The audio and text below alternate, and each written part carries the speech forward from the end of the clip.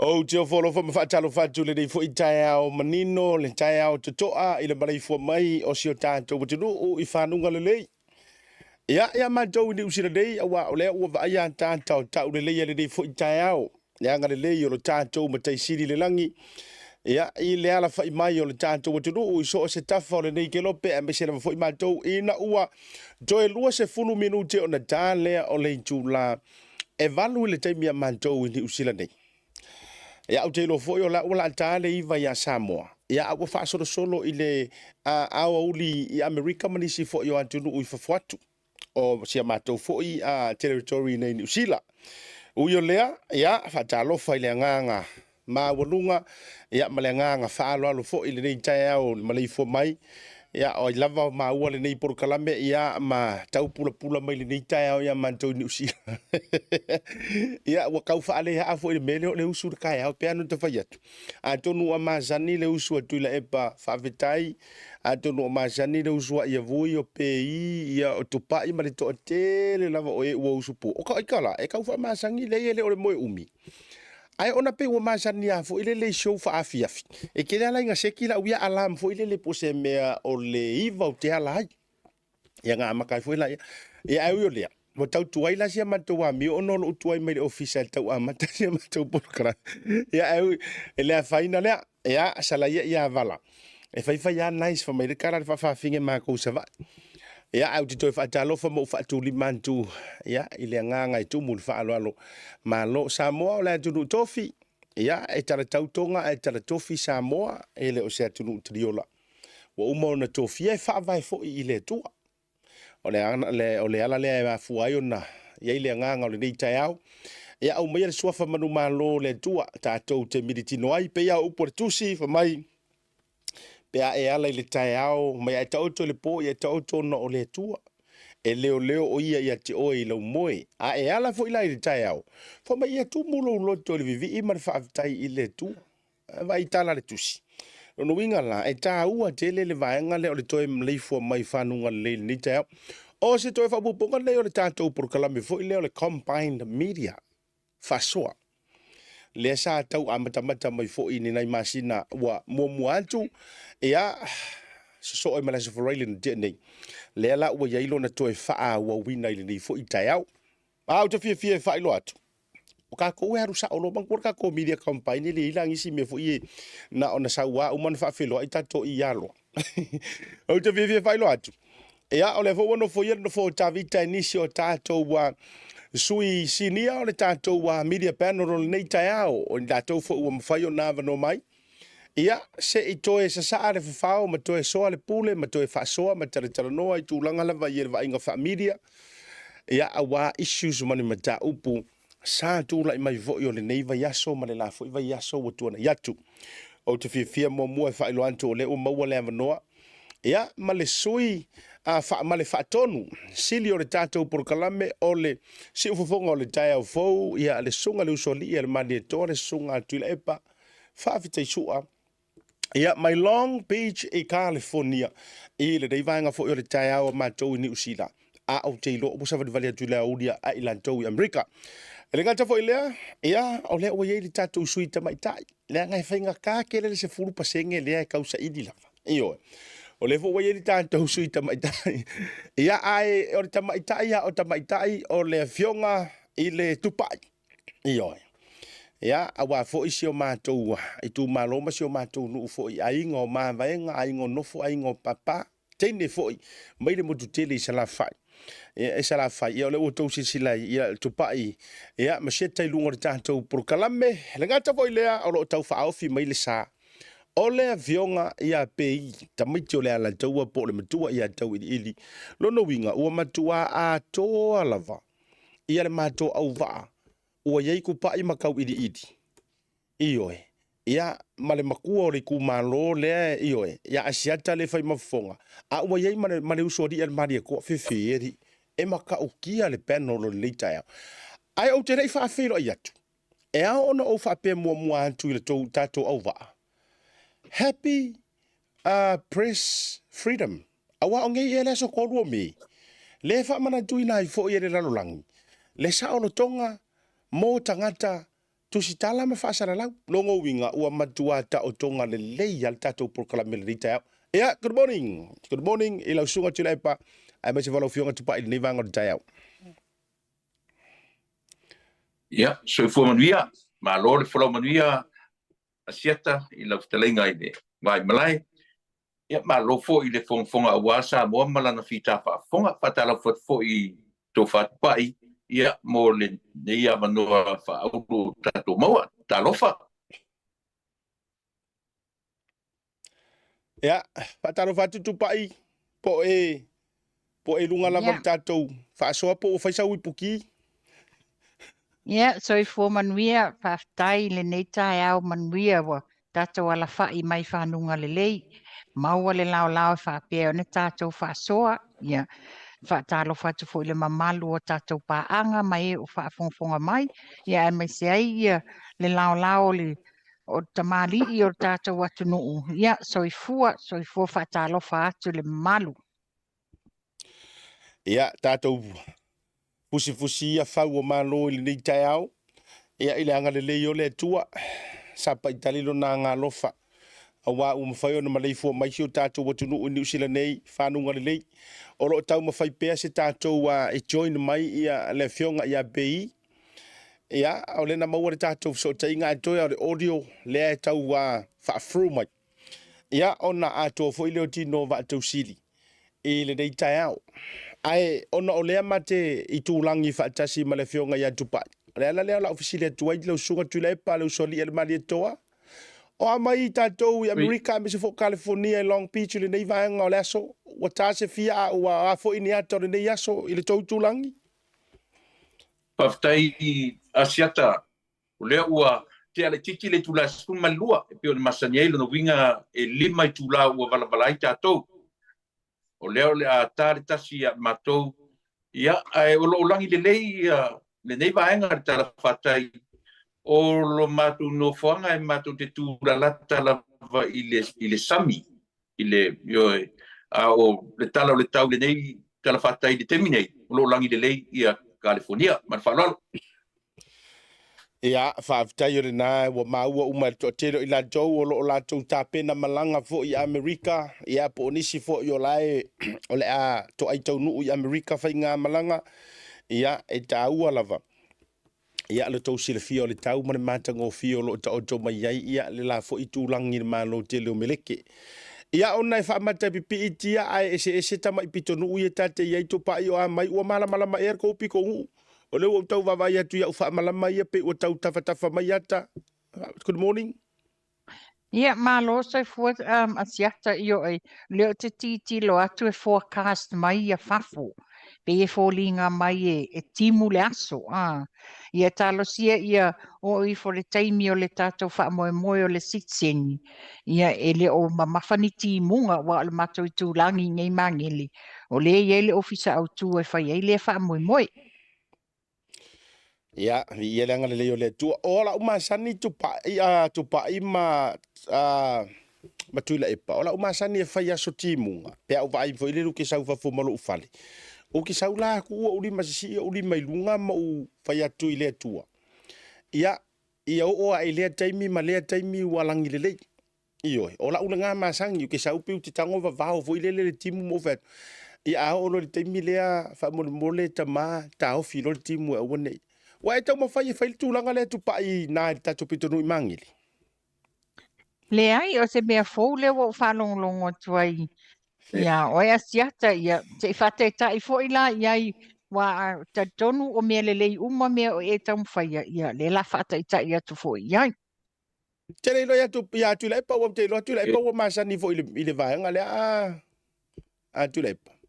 Ia e te sile fia langa le whai mai tupa I e fōu lana whalong. Ta sile mea o fofongia na whai o tatou tua a yaso mawai. Iai le tala whapea na whai po se na wawau ai to ina timu. O le tala na o le titi o whanong iai. Ia o ina whaila tatou te loai. Le ese senga o whatua tua o tatou le nei tei. Ma whatua tua o tatou tua a nasa maia le nga su o le soi fuam leola. O le tala moni leo te whai atuai a tonu o whanongolongo mai nisi. o se peo se tapenanga se afioanga po se le mautinoa po se na fatimtimo le aso ai pina fapenala pe mela wa fai siata o si o limo to ina ia matalo sanga ile tua ia si a mai se lao ma se lao fie o lo iai ia me o lo fie fai i ton peo si vanga na mo si le fie tatu o va yes me falon ia wa fa fonga la tu pai le wa confirm le sunga tu le pa o mai ara ke minge o lo ke fai a langa no sau ne tai au le timu ai wala ki lar kimu langa le wo fa fa le wo tu tono le ofisa au te la longa la a fai umi kimu a fai umi mer kimu le ia e feko ai foi marcao fiere o le au te popole a la ofio tu pa au te popole e o tu te ngor tato wa fa tara no ngar moto Samoa ia wala ofio wala ngile io tai fa o Sofia i foi lo fa tu ni va ngor tai ia ai o atato wa tara me fa solo tadi ai le fionga matua tau ili ia por fionga fo il pei o nei wo koe fiki mai la fa ilo kale nga fo ile le fa mangaku mai ia me o le asum o nei le fa mana tuina ele lalo langi o le World Press Freedom po le saolo tonga fa mana tuina o le saolo tonga o nai tusitala manai fa sala lau ua sai kia kele ke lola atu i se situ ia o le tatou atunu o Samoa le sia kungu ua makua sai kia ia le tele ai e mawhai ono whaafisili atu mo le amatali o le tatou whaasoa o ani vaenga wo lua sila iai ua ese mai ai le saolotonga o tusitala i nei ona po mai saolotonga sa fea ngai ai fo ai mesi o tatou atunu i Samoa tusa i saolotonga o lo whaonga i lava i tusitala i atunu i fafu wa o kako umari a kungu i fafu o le asa alua mai tau le saolotonga tusitala i se o tatou atunu o Samoa o kukusa lava ma saolotonga i e maua e tatou i atunu i fafu ma whainga whaakemo kalasi i atunu i fafu amita mai lau sunga tuila i pafa mole sofina ngano ia whaftai asiata e moni au pe au tatou whaitau i le au tusitala i te lere sautonga iai ia guidelines iai ia tulafono iai ia na tungalua ai te lere sautonga o tusitala i tuni fafo whaleo ai ma tautalangi ai ia ni mata upu onga e ono whaailoa i le atunu. I lau lea ai, pe ua saisai tia ia tatu tustala, i tula fono. Ia mesela tula fono ia le po tatu ai ua ngai ina toe whaongaina ia le te whamisena leo pe u whaafefe mai. Pe tasi le na me o tatu tilo ai asiatam tatu mai ai. Wale hei sa utonga o tatu tustala. Le foi la na vala aulia tulowa. La nga le la tatu o sa o le foi la tum fenta tu peno le vala aulia ni aisia langa te tau na ise leo. Mai ya pio le la e fai ma tolopo mai tatu. Ia ono tulanga le o lo le tatu nunga ele o yesi sa utonga tatu de media tatu Samoa. E fua i ya tu ne o tatu no foi tele sa utonga ma fa lo malo faftai tu lai pa sorry tupai la so finangalo moni le saunoanga i le press le World Press Freedom le celebrate nei tatou ia Samoa o loo iai le tūlanga fo lea o le tau mia o le freedom of expression malesi fo ila tūlanga le waiai wo oi in a breach ia le lato code of ethics waiai nisi o tu stala walato iai fo ia awala fa tu la fono walato faia ia ai o le tūlanga le iai i le freedom of expression ia pe lea na tatou mai tawina i le taimi na to a fo mai le tatou whainga pātia le fast sa le mawhai ona maua se lato a wala e mwhaiena whai a lato whaalawi loa i le TV a Samoa o le tio a le atunu. So o ila o tau mi ai o la tau le freedom of expression. Ma lo whaafitai tele lava. O le isi vaenga o mana tua ile nei a so le whaatau ina o mana ia o matua mana ia tele le tatou panel le nei tai au ma le tatou fufuanga. Si tatou taratala noa te isi mua i vaenga i ngā ruenga nei meo tusitala. Malonga whaakau inga. O le isi vaenga pito sili a ngalo i kangaka i mengi o kusikala. Le whaatau ina. Leanga e paui o kangaka e kuku mai kaimi o whaalave ma mea tutupu e le i loa umare ko akele mea o loo kukupu. Se koe whaafo ila tatala ta ita wau te roe te rua si la fia le leile teimi o le awha o whama vale lia. Ngā maku a popole vale umakakou whaaleanga inga o mea ngai ai. Ai e kau whaakilia le rua whasimaa le ki o fo ile le rua whasimaa ko inga maro maku. Se e kau whaalongolongo ai o i muringu uri tu AP. Po o ia se so kiu ke kaulongolongo puia li mai o nga kai mele ngi social media le va ia mata le saure sami e runga io e sa le o me fonga kai runga ele o pisi mai o me umo o makangi o felele yo apa ma me umo fa pena ma tu ai o lava le taulongolongo puia li mai ngai ko inga ngai ka mali i manai fale tua fo i matau si sa fa nga ruenga ngai na taimi matiuti e pe ala ko fa sala la ua mai lava e pe wa kau ma fo i lo to telo la fa ngolongo o le whaata ua lea o le tiute whaatusi talama. O nei ona po, ua whaingofie anga e ngofo malau ma so nga whaikala i lau kusikala. Ua whaingofie ia na whaasanga le tangata ma matua tauleanga inga, kamali anga o ngai kangaka kusikala. Ai a toi fua atui i le whaingor kiukele. O nisi ua maari liu ngaluenga. Ia ngai ke i le maro kele lau sunga tui lepa. E mausa tele ya tunu uti tele whapena au sitalia maisi ya tunu. E maliliwa yama makusikala. Langa yei makusikala fo ilele prese o i tūlanga o taua. E o e lipokia mai meye i tūlanga isala eru ma pāreskinga ma tele o na inisio tusitala wa ave whaatanga tau taua ma ave whaafare pui ma tūlanga whapena. Ona o le tau nau lava fo i le tūlanga. Longo wingala a yei se hakungu ula kouke la tau te ave whaatanga tau taua pe la tau te tau fiofia ia le saolotonga e whaasoa ai ka ngaka kusikala. Ua le ese ala ma malo ia karoka le la tau te tau mawhai. Ea mara tua fo i o fiti fo i le si atu nu unalu anu fo i teimi ore ku malo si tua inga mele ore karoka o kusikala mtulanga whapena. Ia le la tau sau noa le fio ngai tupa.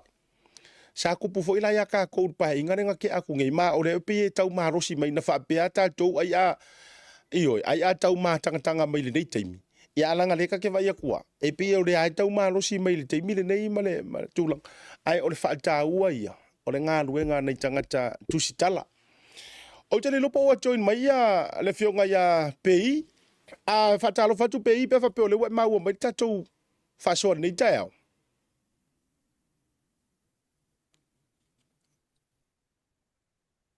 A PI o le ua mana i o kilia le le atu. Yeah, but I think something is wrong. Tele lope. Se whana e sau noa mai pe i pe whapeo le te tau maua mai. A siata wala awa tu ia PI e unmute mai lana mic. E mwhaina unmute mai lau mic whamore mole lava.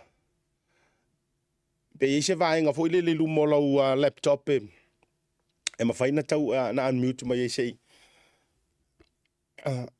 E leo lango nā tu ia na. Na wai ai. E leo lango nā tu lava. Iyo e. O tele, iyo e lau. E leo lango nā tu lava au tele lope. E mwhaifo toi join mai le with audio. A whapeo e lango na mai ia. Ia au te lole sunga pe iwa masani tūlanga tau sumu alanga ne tele aina. E tele aina whai porokalame o le sui o le tātou le fua samo. O le whionga pe i ni tai au. Ia ai tau on sai mai lava le tunu. Se tau mawhai atu lava ia le join mai o le ua manino le atu le atau le whionga pe i. Ia ai toe o lona leo e le ofulu mai. O le si fwoi taimi le laptop so le se lo ngai sulu le earphones ma me whapena whatoi loa tau. Ai ole a tatou tala me whaasolo, ono ole tatou taimi manu manunga lava. Ai a fulu mai lava le si ufonga o le whionga pei. Ia o tatou wanu ai lava. Ole ama tatou na initial issues, ole so, ole tau au fia ai le. O le tau awhia I pēo na tau sau noa le whionga tupai. O le tāo le lua ia mātou ni usila e tau awhia I e Samoa uma o e mawhai o nā whiwhio atu. E wheiloa I mare minista ia tui ono. E ana ia le pili lea ua toe la langa mai ai lunga le tātou sitiseni fo I lea na manumalo ina mai le Privy Council po le whamasinonga I Peritania. Le sa alo tu ia ile tina fo I po le tamali I fo I le wharitua ia wharema I le sa manisi o loia. O le sola, o le ala o le atoe ao malu oi manongi o le lolo e peyo. O tala le atunu. Ma whailo ai le tātou atunu o Samoa au kilani. Ile minista o I sari le whaipule, ale green. E toe mati ai sora whina ngalo au wale alo atu le whaitaunga no na lua. Tulo wale ua pasia le whaikaunga mua. Au te whia whaafisili atu e tau te whaasoa. O le aso lua whina ngalo. E tu sa ai o le tāpenanga Samoa ina ia toe whaafo I mai le siki sengi le. Lena manu malo ina I le whamasinonga lea salu ina I tausanga watua na ia watele ni tausanga umawai. O le aso lua langona. Tāmata mai le sunga tuila epa walanga le mate so o tuli ma le whionga tupai ona. O le aso tau whingano. E tā ua le toi whaafo I morisi seni lea awane vaenga te tau ona o whaatasi ma le maulea. Manengang whaaloalo. Ia, tau whaiatuia se langona asiata. E elo tato nunga sidi atu lua malama ni sitiseni. Ona o luan pe o nai te lua I tutonu o le malo o New Zealand. E a ia le tulanga o sitiseni. Pele le ia tu atu ina I atu pa ina te amata. Ia, mana ia. Tau whato te eso, manatu mai whaaloalo. Ia, whaftai. O le memo mua se I whaamamalama ona wato telefo ele malo le atunu ua iai whaitionga ia ua whaailoa mai o lātou manatu. Mai se la o le tūlanga le o le sitseni le whapea o na talanoina. O le sitseni le, it's a grant. E le mawhaina tuu whaasoloi iau ngā tupulanga. Tusa e na o I lātou lava na whananau le taimi lea e mawhai o na lātou mawainga le whamanianga lea. Ai ui la I lea, being lo manatu. Since o tangata uma ia na decline le lātou entitlement I le sitsengi nei, ia ua tele na whai ilangi le toa tele o nai mātua. Le lasa I ele suenga le fionga ia anae, whapea ia le fionga ia au Pito Sua Williams, manisi o komiti. E whapea toe le titi fuama le lima afe e o totoe I Samoa. A whai la I lo wala manatu, a whai e le mawhaina toi whafo I mele sitsengi. O a uma whamanuianga tata tauna maua I lātou nei to tono New Zealand pe ana whapea mawhaina nauru whale mai I lalo le sitsengi lea. E tatau lana maua I lātou whamanuianga nā. So ula le manatu langa, it's their entitlement that was declined.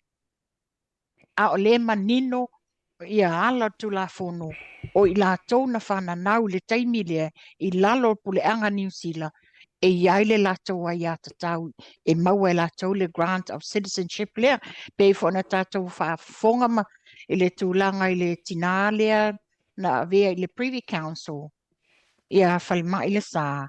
That was 1982. Ia ai langona I le whanoa noa ona o le tūlanga lea o le vāo malo, le na saini ai e le tātou whainga malo, e la fua e le sitsenio a tātou tangata.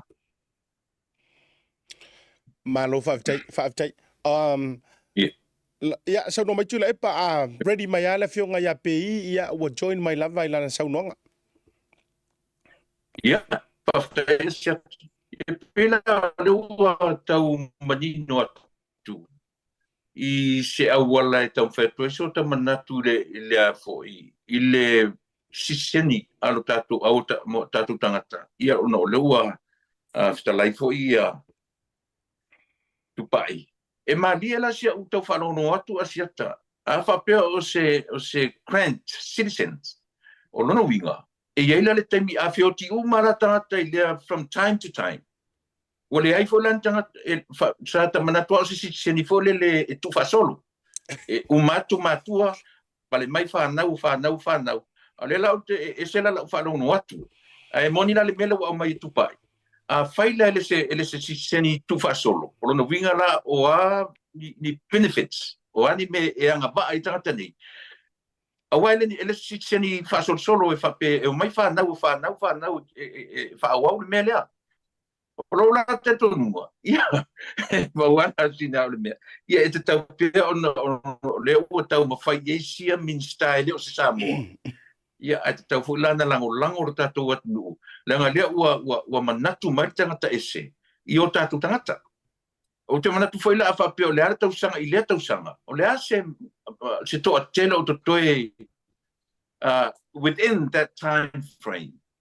O te tonu la o benefits e a whapea. O te tau o na allocate uma ia e benefits ia. Mo tangata ia awai e le whaawa wina le mea. A umale li mafe. Mafotusi seni lea. Ia marwhalon.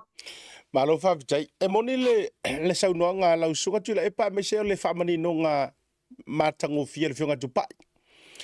E mana tua pa me foi la. A whape nau e whaini meo ni benefiti fo i e maua mai o le tūlanga ua lewa na nono tia se vaenga whapea. O le upu moni, ele mawhai o na maua ni tūlanga o ni benefiti whapea na pe a le mua grant pe approve le sikisengi lea. Ai moni le leili saunua ngā le whiunga ya tupai. A wawo ka kiro ko foi ka ika. Mana tua foi o le unga le Privy Council mo le sila fia e lau sunga tui lai pa se for whalau tele wa o te lole foi sila fia e le whiunga tupai ma mātou New Zealand nei. O le unga le Privy Council le na au mai. E iai ma le tama ilaina le nai whai mai ai. O ilatou uma na whāna na upe na soifua mai le tasi iwa lua whā. A ngai le tasi iwa whā iwa le aso mō mua Januari. Ma e tupunga mai ai, descendants. And their descendants. E o subject a perkangia, lono winga, e oko meki e kakaunga whasikisengi. Ai ona la au tele o mautwao nele a atoa nei a tupe whawhao i le whaatanoanga nei i le mota Samoa nei le tālurua. Ai i lau whaalongolongo atu ina inisio i la tauia ma le komiti la wafo. Ia la tau fo i forasanga o le tau mawhaian ma tau pure. E pe yo leile anganga fo i le tau ave mua le vaenga lea pe ave wha vaenga. E tau ave mua la na o si vaenga lea e wha approve le sikisengi lea moe na soifuane ai. I le va lea no winga lea lai sa o i sa wanga kupai. Roughly te rei ropo o toe maua se furu afe pe o vatu fo i o nai tamama tina mātutua. Ai a whapea ia i lo utari tonunga na o a whapea fo i le a vea ai le kaimi lava lea ma le upu lea ma e na suli mai ai ma soifua mai ai. A wā o kuala o pakakua i la uava ai atu ai. O lea o le a cancel ai ma le mali lienga lea o le tūlanga o le friendship fo i lea New Zealand ma Samoa, Treaty of Friendship. Ma le act lea o le tasiva valulua. Nea o le act o le tasiva valulua. A sila fia ko kele o kako Samoa le ia tunu i New Zealand nei a me se fo i o Euskadia. A cancel ngai le act lea. This is just me personally o le whaasoa lo manatu e le whaia i le finangaro lau tele.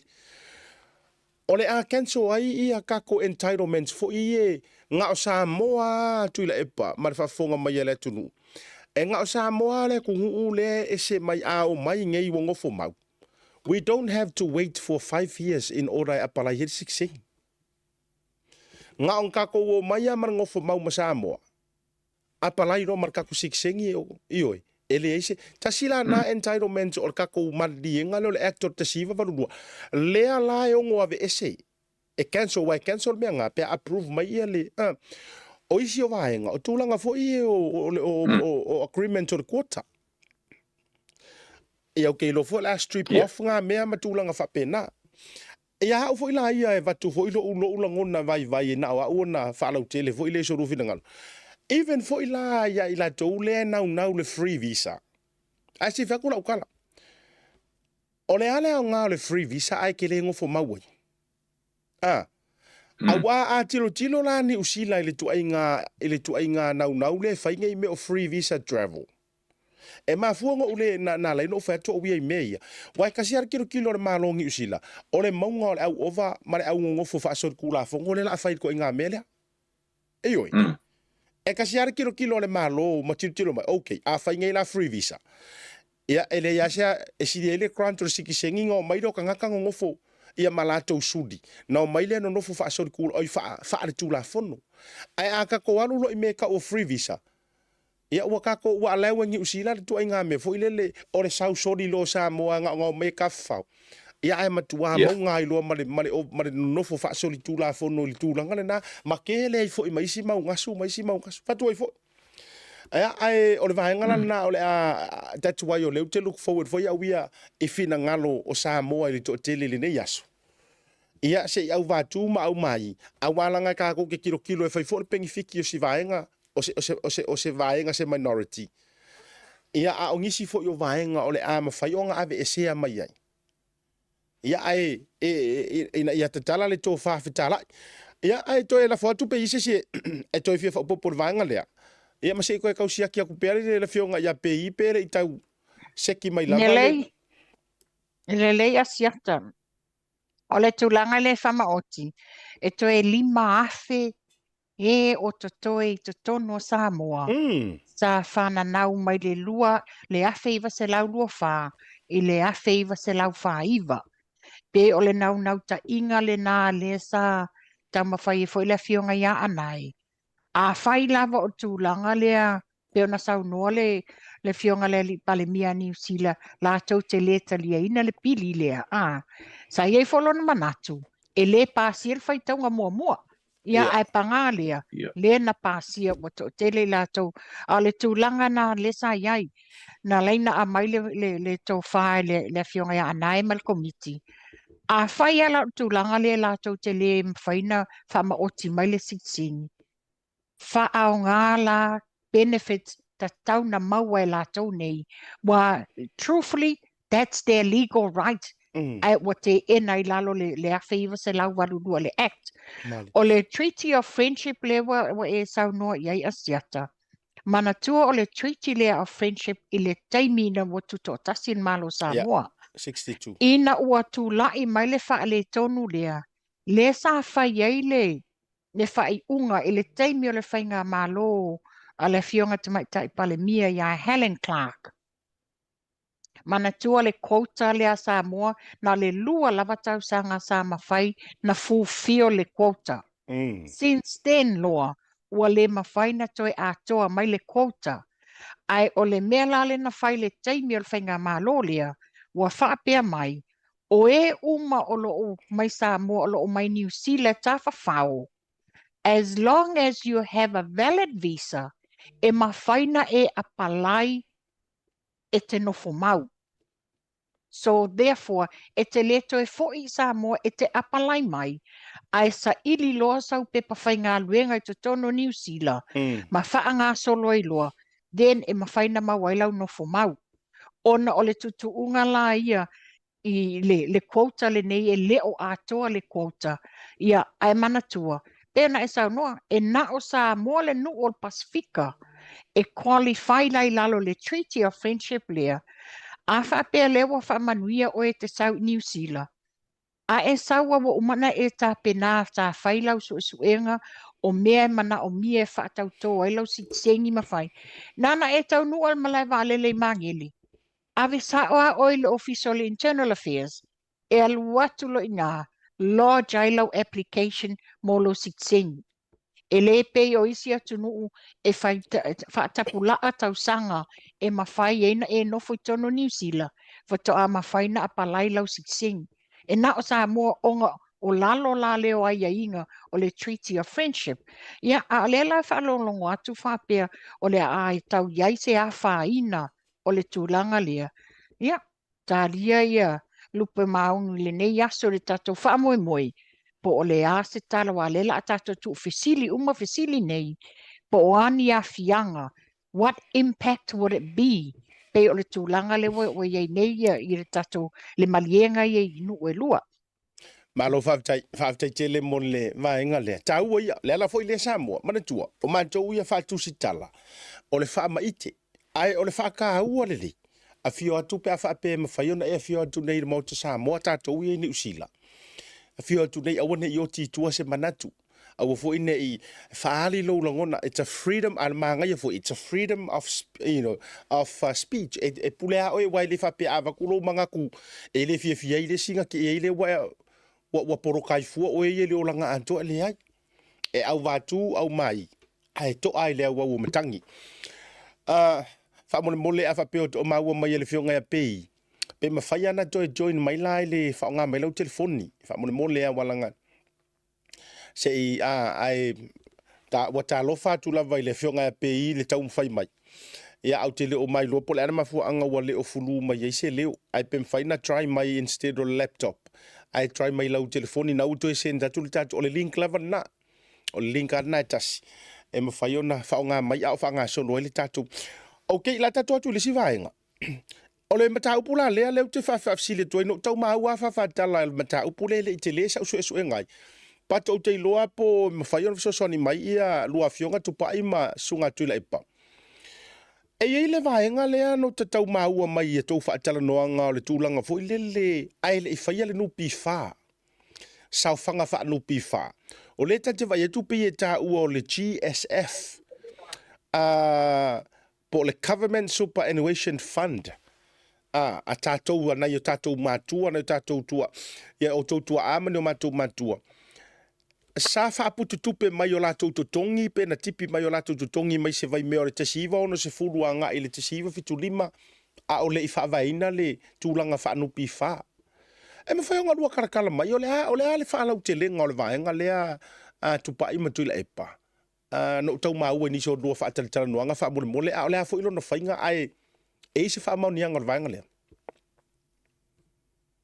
Ia, sau noa ia tu la epa na o whaupope atu mea. Ia, whaftai na ptelenga siata. O se mta upu tā ua tele. O se mta upu matango fie mo le langa o whatupu manatu I o tātou tangata. E mai se lava I tātou na soifua mai, mangaru lue mai lua meo le 5 se furu, angai mai leono se furu. E wai o tu temina o ngaru lue tātou tangata o iai e lako pay deductions. Wa iai me tipi iai o lato le soifua ngaru lue. Ia, pe o lewa langa se manatu. Ona o I lato na ngaru lue mai le vaitemi o leono se furu anga I le tasiva fitu 5. Ona o le tasiva fitu 5. Lea whato a...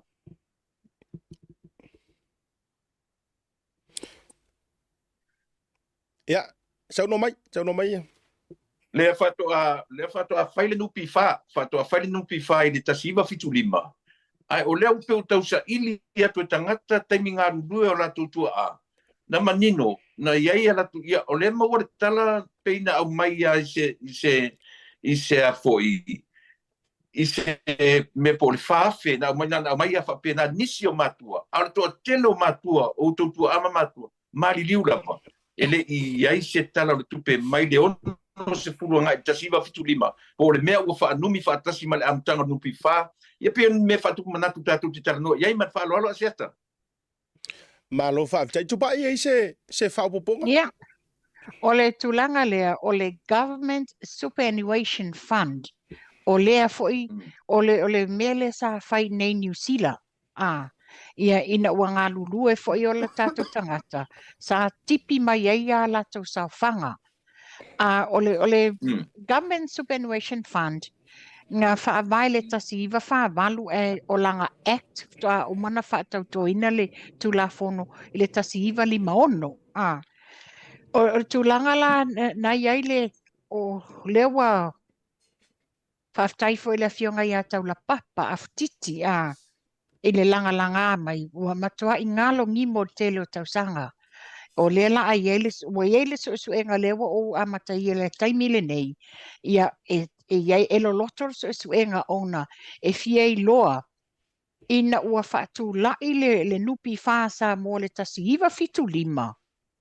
O whea lana ave iei sa whanga ale mamalo le atunu ule sa whai mai le taimi na whainga wenga ai, se i o ta siva fitu lima, o whea na ave i ai, o le ale mea ua le wha matu uai, tu whaatasi i a lato sao whanga the current one, o a whaifoi o e ua mali liu. I am pretty sure e ta tauna i aise ai i ngā le malo, e sa ili i a siblings po o the next of kin, wa o le tulanga sawa, e yele lato right, e alu yele tupelea. Ia ai pangalia, ia manatua o te loinga o le tama ia Nigel Burr. He was one of the CEOs sa whaia le nupi whai nā vai taimi. Ia a le muli atu ai nei la, ia le fionga ia panoa. Ia e sa oai le saunoanga le fionga ia taula papa. A o whaafafonga ifo panoa le whaasala launga le la whaatanoanga ma le fionga ia tula epa. E mana o mia le whaamalama o nei tūlanga. And at the same time, I'm gonna do my investigation in ngay. O lea wa mawinga le fo le vaenga le Government Superannuation Fund. Nanga le sa iei fo ila wau tupe sa whai i nei New Zealand. Ai le i tau fia la le Government Superannuation Funds. Le wasuia nei i le Kiwi Saver tātou New Zealand. Mana tua la o le Government Superannuation Funds so o se tangata whai ngā luenga. It was a compulsory thing. A le Kiwi Saver la lewa i a taimile nei, e tu umale option ya oe pe te fia join, pe e te le fia join. O le taimile nei le malo New Zealand, o i lātou o loo whaawa wina pe le Government Superannuation Funds lea, o le vaenga le ofiso leo, o le aufui mu, o le vaenga le railway, o le asosia whaia onga, o le asosia al vaenga le falemeli le post office, because o au nanga nei sa compulsory le ave ia yo tupe tangata. Ia o lea la, o le tūlanga le sa iai i o tātou le malo sa moa i le Government Superannuation Funds lea.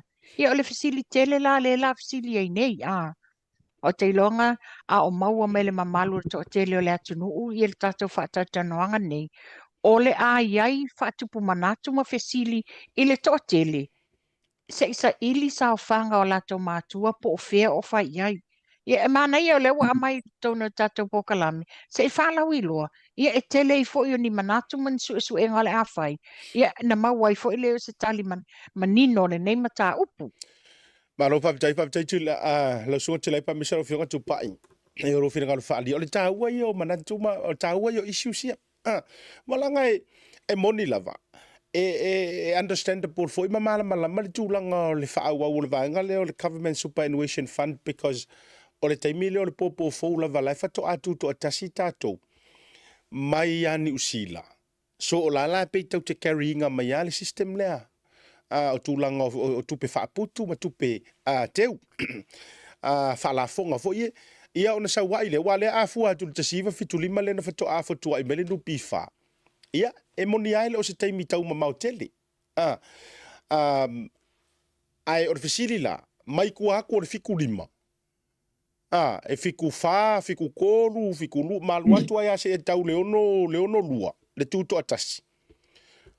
O whea ngā palasi ei le afu o ngai ka ngakai ngā, o ngaka kipingi la kou sao whanga matulanga whapena, ai o iei se kala ma se wha maunga o nā tūlanga.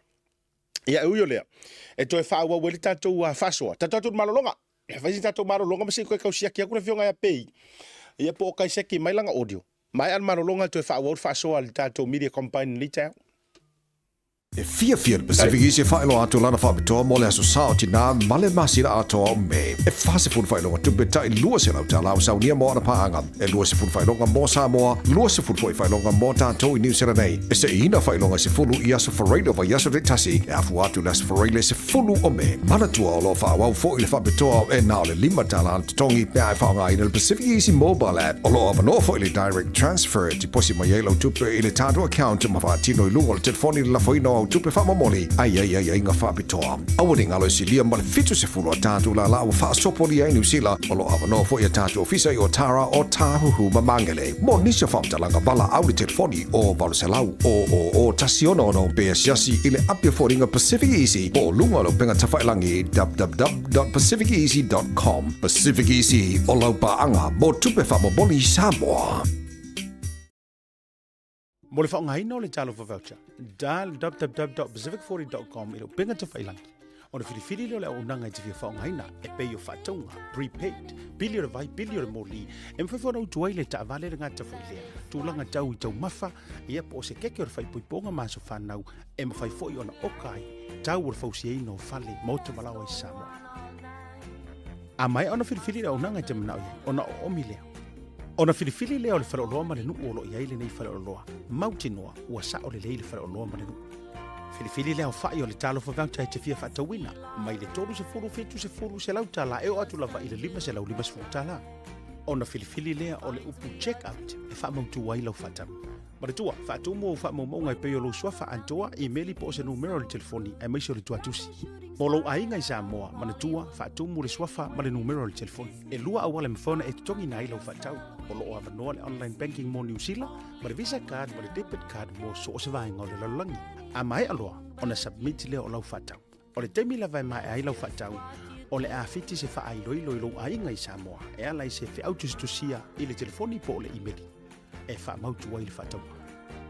Manatua, Pacific 40, ma le talo for voucher.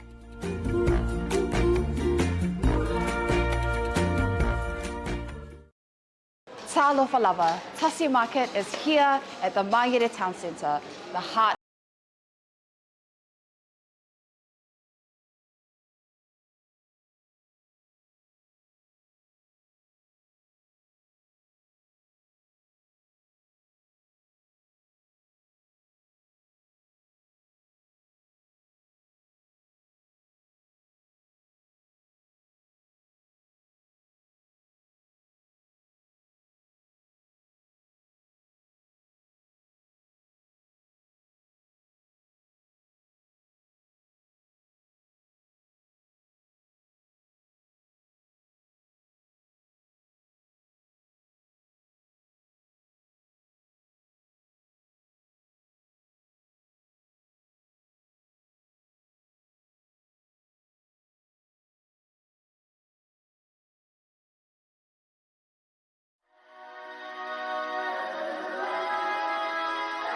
le SMI Hardware, Building Samoa and the Pacific.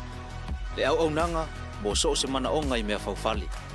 Fafso ta i mato ofisa i Samoa i le numero 255 255. O mo fai nei ona mato ngau siaina so se tu a inga o frame o mea, steel framing. I se tūlanga o mauti noa le saunga le mu ma anga ngata mo so se ngaruenga. Pa pea ngau siaina o apa i so se size. Maua ne ngalo, e mawhai fōi ona mātou whaatinoina so o se tūlanga i le tūtau Metal Fabrication. Whaatinoina i te tonu lava o tātou lau whanua i Samoa.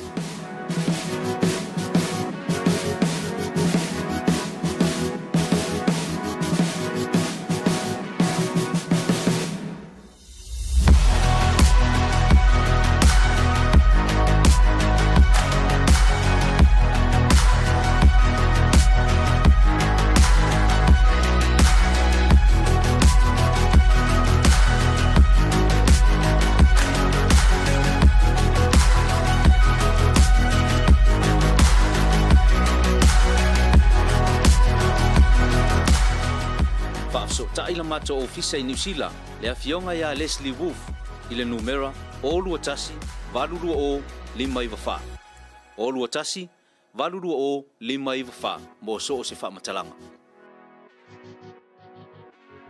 le SMI Hardware, Building Samoa and the Pacific.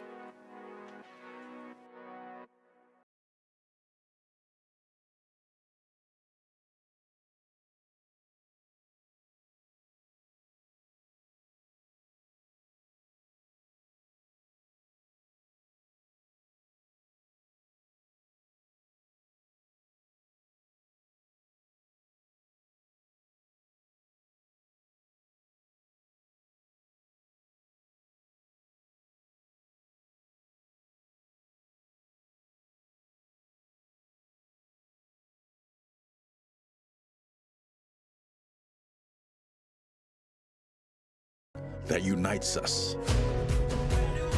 It is etched deep in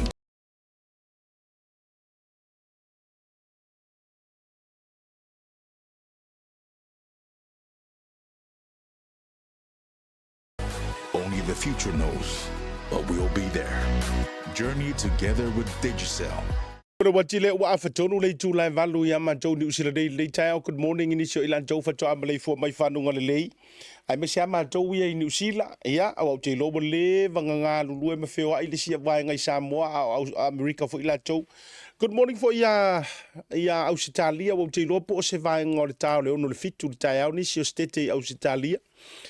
Ia, o le proklami wha abitoa fo ia le tātou Combine Media. Wha so ai nisi o vaenga ma mata upu. Ia, sa la walunga fo i le nava yaso, ia po le neiva yaso wa whai wina. O le joe taliu mai o le tātou proklami mai malolonga. O le a tātou wou te leo pena lua maua le whaatala noanga le bō na bō. Le fiafia na nafi la utau te iai. Le sa whaatala noa ai ia le sunga le malo. Ia, o lo o tau mawhai nei le tūlanga o le case fo i ma le matanga ruenga. Le tō wha ia la vea liu whaatau malama. Ia me se fo i o le tō fine ia Lise Marie. E tusai o le o se manaonga e me se fo i o lo ta oto le committee. O lo o tau mawhaia le case tu whaatasi a toa la vale nei. Ia Samuelu ma si o na tō lua ma ila tō uma waafia. Ai pei kaila. Ua whaate ia i fo i mare tātou porkalame ana po. Inisi o vahenga fo i sa sau noa ia i le sunga le malo. Ai mana tua mai fo. Tasila le nei tangata o leana te no for lei lava male ano liu o le nei mata upu. A wasa makua whaia le ia ilanga sa ilinga. A tu i se si tu. Pe anga au lava re maka upu re ngei masolonga le lei e le aingi au whaalave lave mangi au oso whaalava. Au te la longa o le tō wha ia di o. O ia tonu lava lea o le a avea ma tangata sue au tū ma le komiti le traffic. E tū la ilu mo le whaamasinonga la tau te au ili ilinga na maka upuri ngei. Peikai. Ia ua esere le vaenga ua kura ia ile ko wha ia di o ma le latou vaenga le nei taimi. Ai, o te fia whaafisili so lua fina ngalo i le lua mātau mai a me se fo o tātou ngā ruenga wha media. E ai le vaenga no ufasiringi ana po e tāpena mai so lua fina ngalo tu paima lausunga tuila epa. Waru lo mawhau le kūlanga lea o lea sa feutanga i le leilava. Ia lio o le mingiska o whaakoanga pora whionga re kai fongo.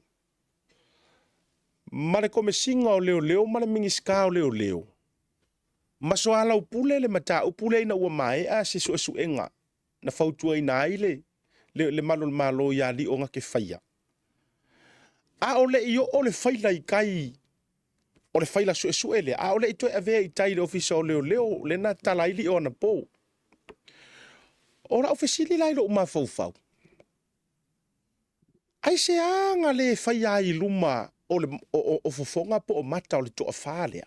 Ai se anga le mapunga mai ai i le ofisa le anga karango ai a o le ika ape. Se wha makalanga e sori kula fongo o suenga. O le menga le ngefu ai lau tenu. Ai se a ua umai o ngā whaafisanga i maka o koa whalea. Kula ua fofonga o koa whalea. O lio, ia kakoruia ingoa, ma whaafengo fie i le whaafonga le tunu. O lio, o le sunga lauria le mali e koa, o whaualo, ma ua pau. Ai se a langa le rei se le mata upulea i le taimi lava lea ma whaapea mai le mingiska o leo pe whaapea aku ko me singa o leo. E sori kula fongo si rua mio nga whaipe sori kula fongo me le nga whaielio. A lea ua uma e nga ua kuama re fua makakana le whiri ali i waru kanga ka ilonga whali. Ai koe ka vidi solo pai a la whai ma koe whaapea mai. Koe a maile ali ngai mōria e se sere mea ngonga whai. Ora sa lua matau ma se rua teiki le to inga scenario utula imai. Ia mata mai atu pai ona tatule sunga tulepa. Mana ia le mta upu e la ngā siata. I oi.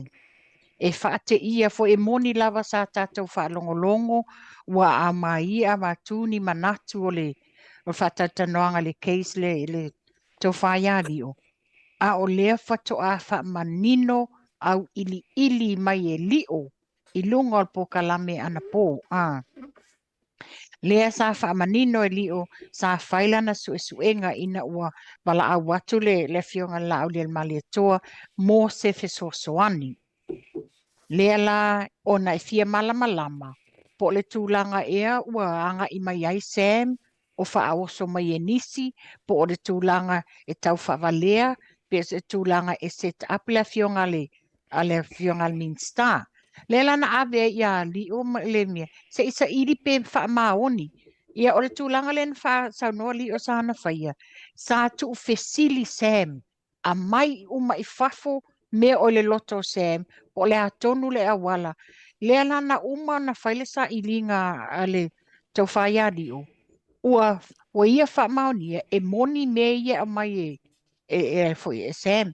Lea lana toi alu lo avelanga li poti le Minster. Ia wa ia iloa la le tonu le fionga lau le malitoa. O le ami loa le Minster leo. O le komesino leo. O le fionga lau le malitoa malio. Le lana fola saia lo iai ma. Ia, e whaate ia I noa sau noa lio. Na matua I whaafetai, whawhalesi whaafetai lungo lesi whaafetai. Mai lea fionga le Minster. Ave foi le whaafetai ia la auli al malietoa. I le langa mai le mata upule nei. O le na whaiwheutanga inga I luma o le fionga le la auli al malietoa ma to whai alio. Le peona sau noa. O le taunoanga lea le Minster. Lewa e whaafonga o le komsina le whaila le watu lima mai. Ia puipuia le leile whaila lea. Ma whai e loa ni su enga mautu o le mta upu le nei. Ai ia manino o ani tawalu manga o le su enga. Awane I whaai loa ma ia te au.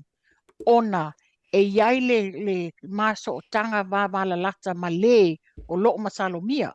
Ia na whaapea foi na whaafetai le komesina ma whaafetai fo ia li o whaafetai le fionga lau le malietoa. Ma o ai loa. O le lana sau noa li o.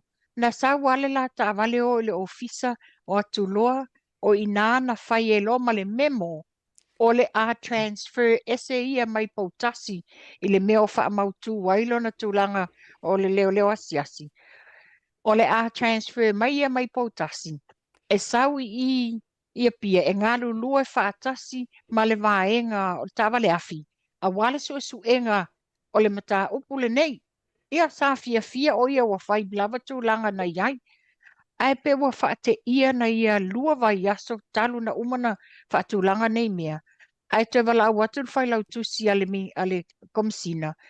E toe sau o lo umana o miele komsina. Alala sa ilo na ia mawhawhaunga. Ia ai o se update o le progress o le suenga le case. Ai pe wala ngona ai le whaanoa o le whaapea mai. Ia le leiwa e o mai li o le taimile nei o te lo fia I lau sa I linga sa whai. O lea wa iai le tonu o le a whaasanga le mau molianga o oe I le tūlanga lea. Peila mai na sau noa manino ali o ampo la ngona le whaanoa ma le tei. Ai se a. E iai se me ua tupu. A e tali whaapea le komisina o le whaatonunga na a mai I le fionga le Minster. O le peila o te piamalai I lo manatu asiata. O le whaate ia. Le na manino I le folasanga I le fono le sawhai.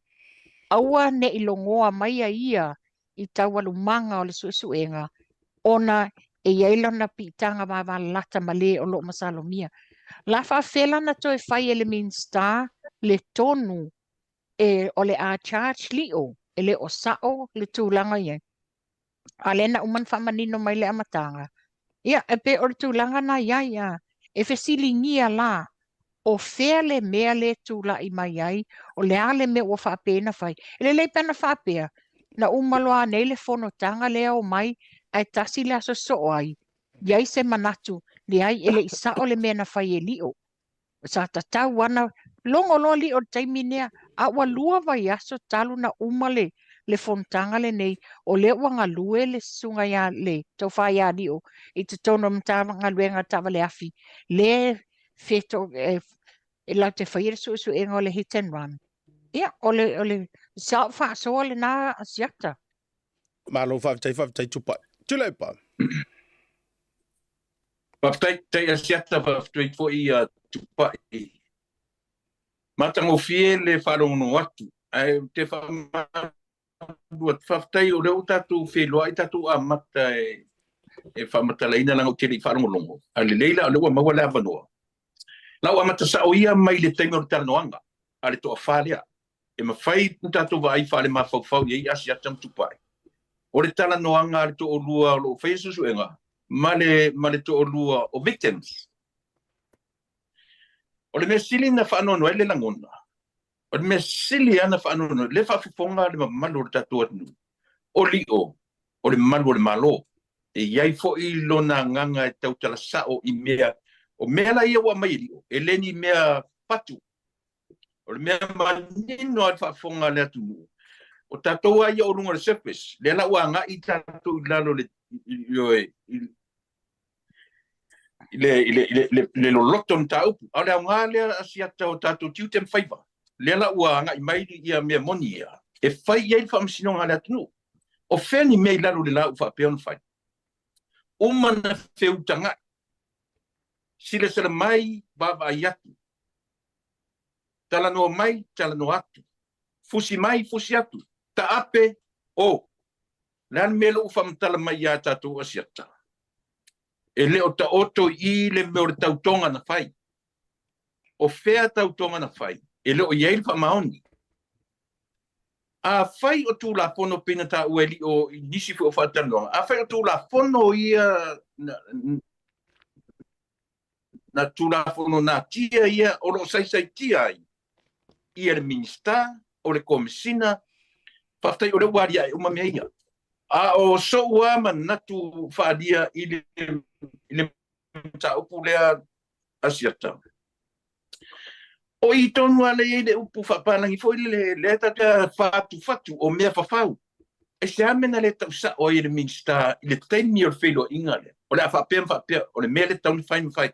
Na amena le o ai ofisa o leo whaia e sa o le komisina I a Lio o te taritonu, e mo I au whai, o te taritonu e nisi mea tau on tatou uia. A le mea leo le latu wala au tue po tasi e sau I toe ruatu le ofisa a sau le tali ua moria. O le ala tala tatou I nei mea. E ielo taritonunga wha le mawhau I mea ia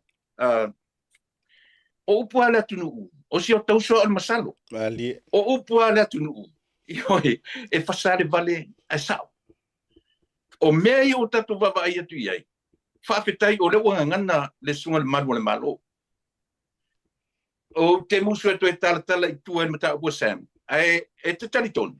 O mea umai ua loka I fo I le atari. Masiona whatua. E le aima se mea o mea na e ono se se le ai e Samoa.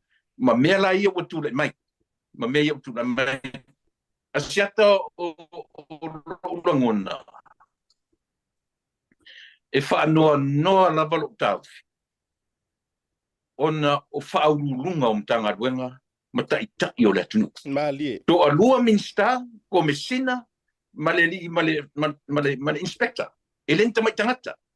Tangata ia na wheu tanga I tutono o potu rea. Sila mai tanga o upu na whai.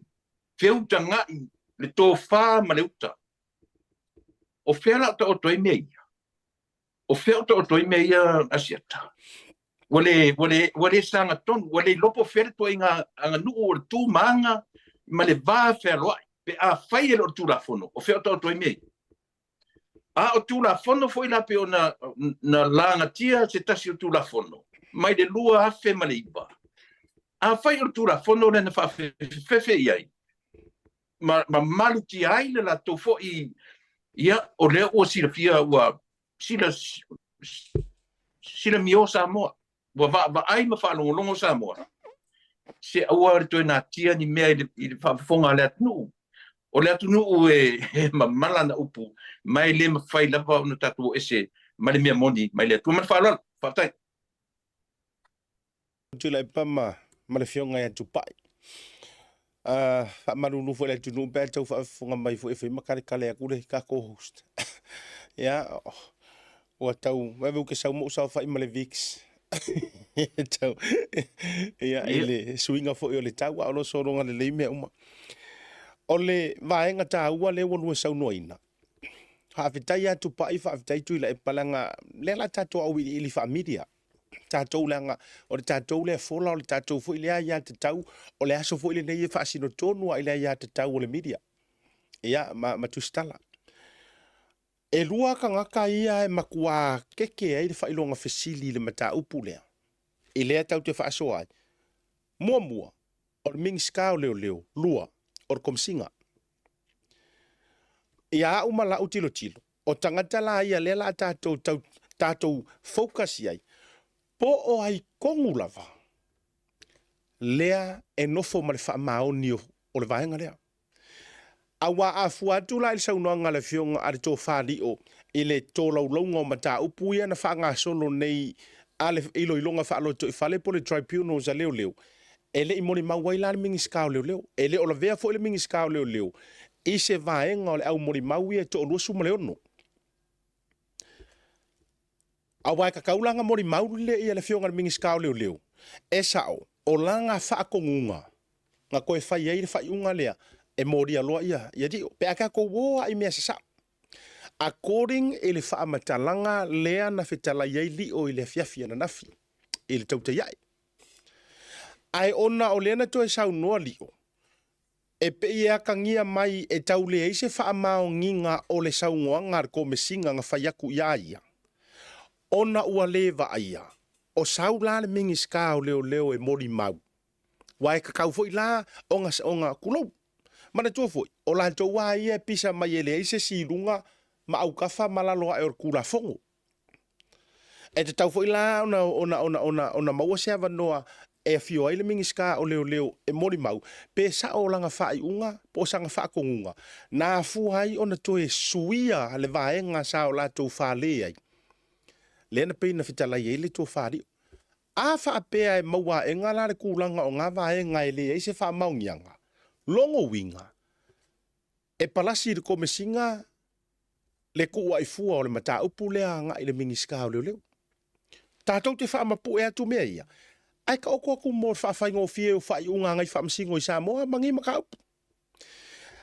awa ato e foi mai la tatou tilo ia na ona vali fa pe a kilo ngei la fa pe e sa o la ia komesinga o leo fa taitainga a fa penge la e li fa sa or komsinga o leo o le fa kongunga lenga mai lunga e koe va aile melea o le fisidi lai lo ma fau wa kula i mai o fea la le upule sa fai mua awange ilongoa mai a uingi kawaru manga o ngamea leanga e yailo usokanga o fea la le fa maongi o nga upu o fea o iai le wha maongi ma le mo'i o ngakala. A fai e mo'i lava, awar koe longoa mai au, lau o fionga reka i komesinga, wa ai fai la ngā, ma wa ai mea ngā su e mea ngā fai a kaurikingi. Ka loka mai, wa ele ka wilonga fai uma ngakala.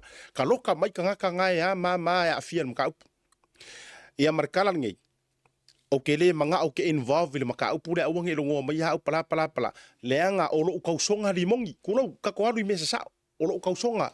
Leanga o le ngoa ngā ngai masarumia. A lea la ua muri yangi. And this is a if conversations to pai ma tula epa le na tatou a mai o ngai scenario ia. Ai a faila o lea e mo ili sa ngoanga a au apa au fa apea mai ia li o muri yangi. O le fa kongunga leanga koe a mai e mingiska. O le fisiri lai lo mafufau. O fea le wha maongi o re kala leanga whai awangi koe rongoa mai a un maka upule o ke le fia involve i fo. A lea pe e fōringa mai e whaakua pola le whainga o le maka upu. E pe inga o ngā lilo a kua ora kingo, tae o markere fongi, vili aku, kipir mea ngā langoro ukei, kako upu maa, upu tau tino. Ai mea ngā ukele mga ususu e langoro ukei, ngai la vea mea ngā. Pe awha apea, o le a kako kiro ngei, i le side lea. O le lona lua o le vaenga o te langona ea, o le whaangoa ngoa ngei maka upu. O fea le vā, leava fata pe o ngā saungoa ia tuila epa. Le vā whaamingiska, sila foi. O le amanga ia re kai fongo ma le mingiska, inga ua karosa ngaku le mingiska o leo malanga komesinga. E o mai le maka upu lea se i karangoinga. O fea la re kua inga mea fo i le makulanga whapenga, yes. Ai whapea mai e kakauanga vili, lauri. O ke whaangoa ma u, tau tino atu, ia. O lea afia i lalo kula fongo. Ia. O lea afia i lalo kula fongo, o vaenga lea ngā mawhai e rio. E o fo i lai lau whaukuanga sa ave ia rio. E afia fo i lalo kula fongo. Lea ngā o mea manino, ma mea mamanga, o whai ngā malo, ma tūlanga whapena. Ave ese maila le ma fau o le tunu, ua e peon o whaatuna, o ni nei whaataita inga. Ai a whai ngeila, e umange, e saungoa maila le mingiska wa uke karikongua o le ua halu i lungo o le lalo langi le ngei whamakalanga. E saungoa maila le mingiska am whapea mailoa. E le ai lava masa u whaakongunga nga whaiaku i le komesinga. E whai melea. O ke le whaiaku hai le komesinga, e charge e selio. O whea lai ka oko i eiri ngei mea. Whaamanta ua lava lai i evidence te tau wai loa o na whaamalo loa e mingiskalang komisinga. Isn't it? Whaamanta ua le lava loa lai i wai pauala leo le vae ngai kakaunga whaasanga i eri mingiska. Yes. Ua ka uwa lea lo uingoa. Ua ku ua i fuainga. Ua ke lei marekala kangaka lalangi whamai o au e au ke whaau fiufi o ainga. Karu oe marwhainga o lau kiuke. Mea lea. Ia, kiria oe. Amai lau wha mawainga. To me, ole options nga. Lai so rufina ngalo. Ia, o te fia whao popo atu a siata, Lena tātou whafonga uma i le forsanga le tō whaiadio.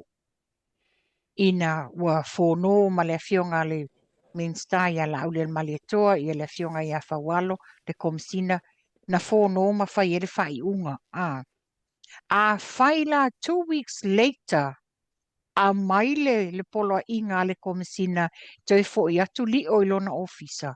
O le fesili le o te fesili ai. Normally as a procedure si me tau ofisa, o te whai unga wa mai le minsta, there's a memo. There is a memo which is e whai ngoi i mtanga luenga malo. It's a paper tracer. Ina ia tracer e sao ma wha maoni. So was there a memo mai le minsta i lana komesina wa ta tauna si ai li o i lana whai unga? A whai la le ngata i lea, o la amena le talo ai la se fono a la tau tolu, le fionga al minsta o le komesina ia mato whai alio. E deliver mai ai la le whai unga le wa whai ele minsta. Ia pena o le e sau noa, e fōlinga mai, ua whaito a tasi la ele komesina lana whai unga. Ai wha au fiufi ai le ngō le minsta. E ta wai whapea o le whai unga na mai ele minsta. Lela te pena sau noa lio. E le i ai se mea na fi ai le fionga le minsta i le suenga le sa whai tribunal. Wa e tatau lana i ai se mea e moli maua le fionga le minsta whapea. O le awala o le wala ina charge lio. Yes. O lana whato nunga na whai. Yes. E le o whapea fo i la, ua whaamapu e ma whai loa ele komsina. O le mafua anga ua o whai ai le awala le charge ia. Nto whai alio. Ona o le whato nunga na au mai ele. Le fionga le li minsta. Le ntato whanonglongo uma. Na matua i te na ave le whaasea a le KC. Ona tūlanga le nei, o le tele la tau o mata upu, ua breach ai le Act, le Police Service Act. Ona ia ngā whaatula whono. A o le taime se whamasino ngā whaatapula a aso e a mai ai statement a moli maua le situ e ave i le KC e le situ e ti tilo ia le KC po le lo ia la tulai na whaitau lea mai lo e go over it malana client fa pe na foila le tu alio e ave ana moli mau ia le maninoi o le a oso lava le KC i le valili o fiu wa umana na avele request le tausanga e a mai copies o molimau. A le whapela au soa le waalele. A e aso sa a le ai e awa wa i atu le watunga o a fo i o molimau a le tanga luenga al malu al malo. Malo whaavitai tupa. Tulepa. Partai asiata. E malie le wharongo longo le matau. Ia, ai toi o soi fui te li lopo le atu inga langona e o mai. A le mele tuturi loa asiata. O le tau te tilo foi meo lea foi le Harmony Agreement. A tato mata nei i le tala noanga al toa whālea o mi tae to o lua. Ma leo e to o lua. To whā. Fōringa mai, e se lako Harmony Agreement nen whai i. Peitai, lena be vete i mele ina ua toi whaafo i atu i ali o i le afoi, i le official leo. Ma mai lo le tala o mori. O mena tia, o tūra fono le luafe maleiva. E ma whai lana i le langona lavo o le komisina lavo ia. Here I am. O au e whai o mamea ia. I le isi pito, o lia malo to o lua, ma minsta to o lua, o tangata whai tūra fono, ma tangata e tū leia tūra fono. Enforcer, ia male lawmaker. Tō whāle nei tonu. Ma saula i enta tō titilo i mea ia, e whainga tā na whaia se ngarunga tua i resi. A o lela o tatu wawai, o tua ia ele komisina i lana minsta. O le whaatonunga na watu i le minsta. A o tangata, o enforcer and the lawmakers. Tangata i tō wha. Tau te tilo i le tāu o tangata nei. E lea te tau whaila ona iai le mele o le point o le lima, o le tusi o le lima, ma whapea o le whai ungana o mai i. Te tau na admit, langa isia, o vaenga umai o lan tau tonga. O lan tau tonga, esa leo, taita i leo. E te taula ana wama i mele, o le tusi o na lima, i le minsta. Tatuwa ai fo i lesi, on the other side of the coin. E te taula asiata na tala te isi a pou o le whare ie. O lo sirafia maso tātou i loa. Ali. I le tātou mata tutoa i mele. Tātou wolo le itua, ta whato atura i mele malo, whai na tō whinga minsta o leo. Minsta o whatoanga, minsta o lea. Ona o le mta upu lo whenga mtatu, e whenga i tonu a male mta upu lea. Minsta o leo, mare minsta o whatoanga. Le i tonu o potu len whaitan longa. A whai o leo tua ia ele afoi.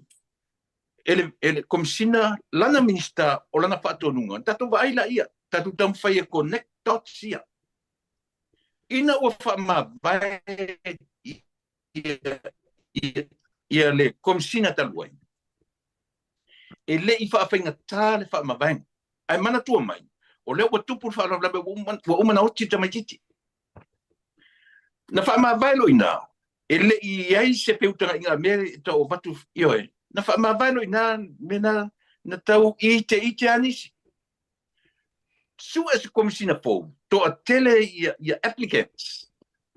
Ioe, petofian applicants ai ai. Tele po i komisina nga waa.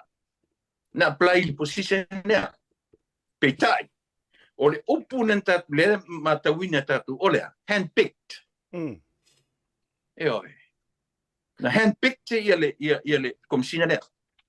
Tatu wa aile lau telenga o mea. Tatu wa ai whare mawhau lele iai. Ia mawhai o na malama, na ise malama lama. Lea lau o uman hand-picked. Hand-picked mai, o ai. O tangata o na nga waa, o lungo na wasa. E le mfainto e alo tatu upu mtala. Mali. Langa o tatu tiu te asiata. O tatu whaipa nei. E le mwhai foi lan whape e a whape tu la fono le ai. O tatu tiu te mwhaipa. Mali. A whaira le wahan picture na te sau I lungo le basa o ona nga ba lungo le basa. E sau na te foe ina le tasi le mtanga luenga ale malo Samoa. E sili lo na tu ma walunga. E wha moe iai le atunu eisa e malu e Samoa. O ana tu la fon. O mea uma. E lalo la pa au o tangata le la tau komisinenga. Se taimi o te whita la noa le tua a o Minster. Sa fina wina le tuto tasi o tanga luenga lea. A lau leo o te minei. Se yo angai pela utala I mele. O lea la utula I mai ia le komisina lea. Mai mo umasa mo I lana decision making. O fe tuai, o fe tu la mai ai se anga va e fua I ana fuafuanga. Lea la ua no fom tua I le Minster. A sau neilan Minster pa men Minster on fena va tu se memo I atio. Ia pe mai fo I leo, o ana fena tu pa mele. Na tatu tala non fia. Leanga o tu inga mawhauwhaunga I o le atu me nei ea. O le nā tūro mea, e tau mwhaiata ngata e defend lona moni malona whamaoni. Ai mo le tatou tala noanga I le nei aso asiata mo le sira fia e le atu la fono, e le tangata e enforcinga tu la fono, I le lawmaker. Le titi me lea. Leanga o le toa wha le nā whiutanga ai, o le lawmaker, ma le enforcer. Malo. Tau te titi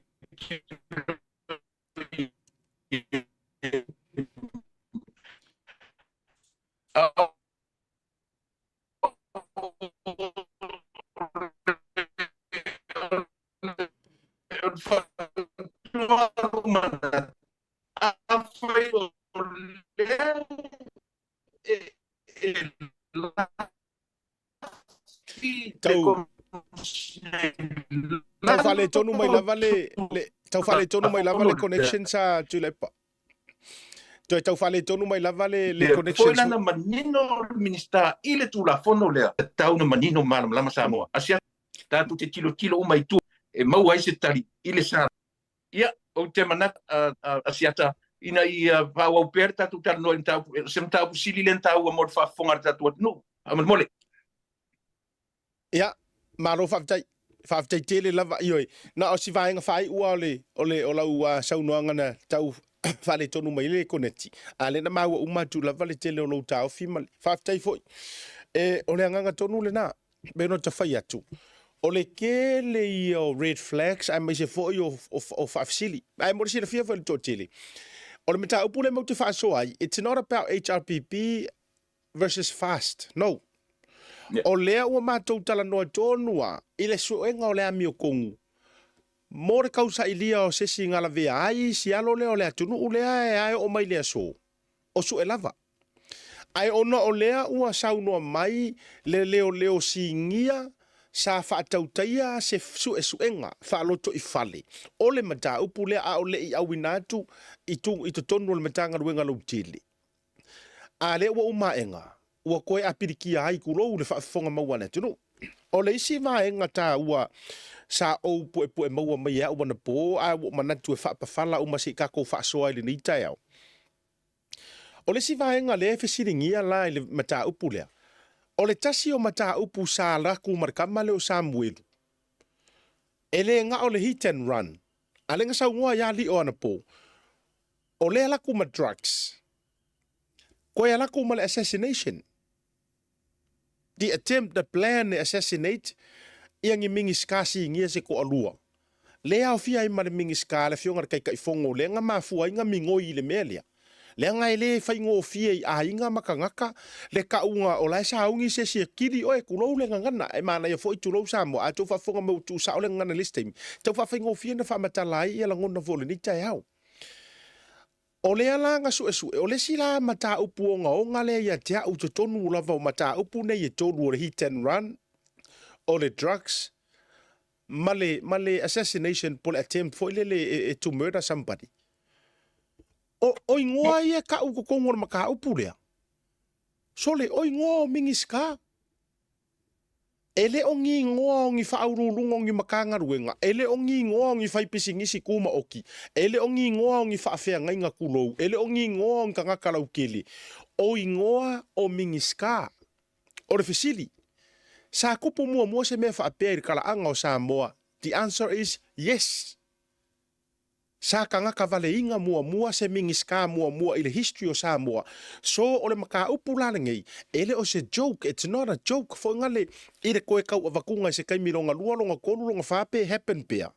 Leanga o le mea ua kupu. O le fesili la leile o mawawhau i e tau te talai fo inisi o lufi ngalo. O le a se whaako whala inga ale mingiska o leo. Walanga tulau fo il fafonga mingiska o leo. O leo te tau tuli au puina le koe swinga o fai unga nen koe sui mai ai. E la ua po kome singa po le fionga mingiska. Any of them.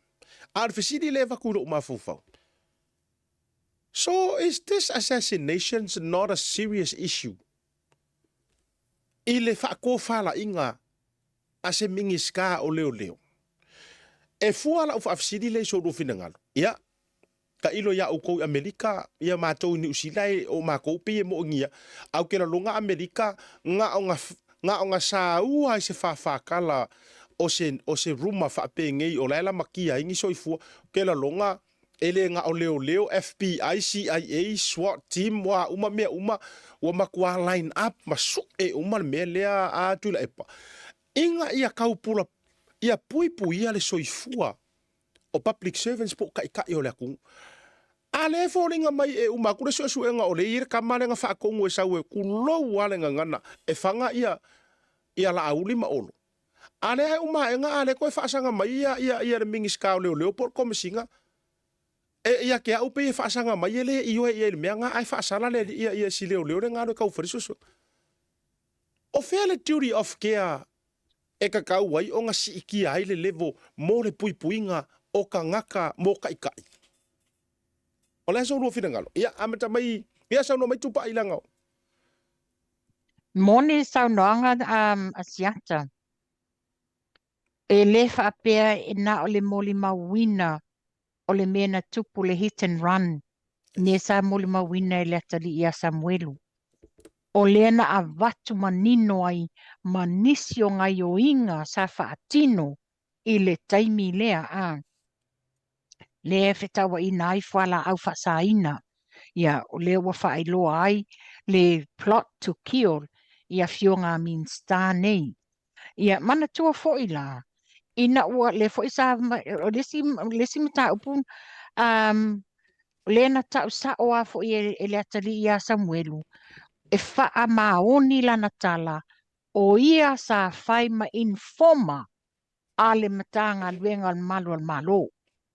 Ia na tātou wawa ai lava i whetusia inga me whetalia inga mai le fionga komsina ia ma whaapea fo isi malo wa tau leanga ina ai ma whaapea e pepelo Samuelu ele i avea lava ia ma se informa a leo. Ia lea na tupu mua. Mana tua na tupu mua le nei mea o le assassination. Lea na tupu i le fionga fo i Minsta ia le sunga ia luanga lau. A ta nga i foi la, o loo pui nei king fai popo manisi fo i o tamali. Ona o le plot to kio lea na fau motula epa. O le ale mena tupu. Na react straight away le mtanga luenga leo e ave ia police e fai ma bodyguard e pui ia le sa avea ma palemia tau sanga le paia inga o tarwai a o leo wa avatu ma wha amaoni atu Samuelu ia ni mau e wha amaoni ai ia le whana na tu atia te ia matupe ina ia le wha atinon ma ta upulea e whana ina ia le fionga Minsta nei. E le iai se reaction ale komesina o leo. Po o le Minsta o leo. Sa iai le manatu ona wa ia lātou le whaile le teime o le lato fontanga ma a fionga Minsta e tō lua i e whapir komesina. Sa o ye se manatu a whapea e ave e le priority e le fionga le mean star. Tu aia la lona so tanga male o lo masalomia. A le tūlanga la lea o le taumawhai e tangata wale ina mean star nei. Sa ia le manatu ave i nase wha mua a le fionga le mean star. Po o le komesina foi. O le mena le tūla i mai nei. Ia ua le wa lia e nei mata upu. O fea la o iai le whaatua tuanga a le malu le atunuu. A ngā i malu al malo pēr wheo tūlanga nei le wa o mai le whete na inga o le nei mata upu. E leo iai se tau nuunga le lei, po se tau unga iai se saunga le mu o le atunuu. Ia sia o whaaso atu le asiata. Malo whawtai. Tulepa. Paftai asiata. Manei faso pai. La uoso tu le sipitolea. La uoso tu le metau le au nanga service. A feo te lua manatua le aso le ta uaitai o le na ta o le pongisa. O lua manatua le aso Yeah. Oi nei le na sini ya America. And once up in the air, I said threat. Ngai ba ai lola I le service man o nanga ali manu le malo. So se mea o le nei io. O le winga no lo tala tu le loali mta o pule. Na uta o pa I le sivanga. O le a. Na up in the air lo le ai pe o lo te tala no lo telenga. Ina ua nga I atu tu le peso sofa ia ngar fonga fitalai. E aua le sopo ia le dango pe o mea e au ti o langona mai au tupai famon mori. Ia Tula epa na o sina fautuanga. A o iei se si au device yo au tafa po se laptop, se si laptop o ave ese onga o nai apo umai le echo o lau device nai fa o ngā fa molmoli.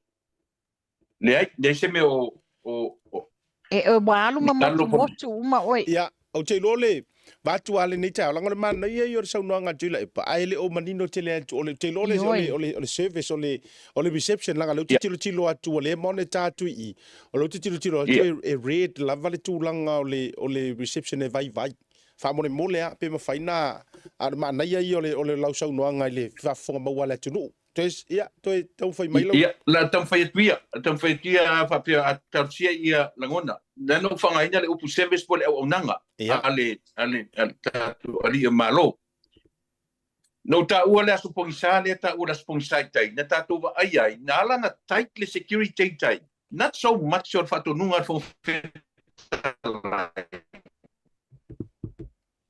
but up in the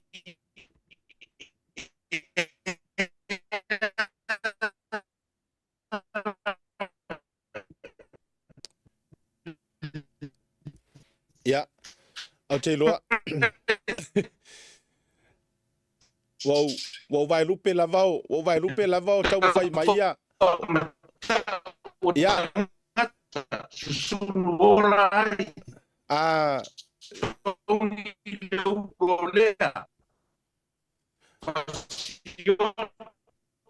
Famol mole lava tula e pa.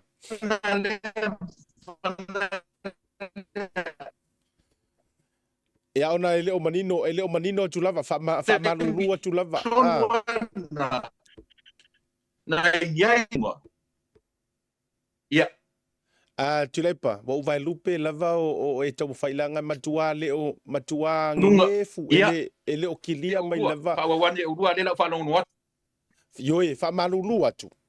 Matua le kilia mai lava le io sa pesa sa kilia mai lava ile tatou amatanga.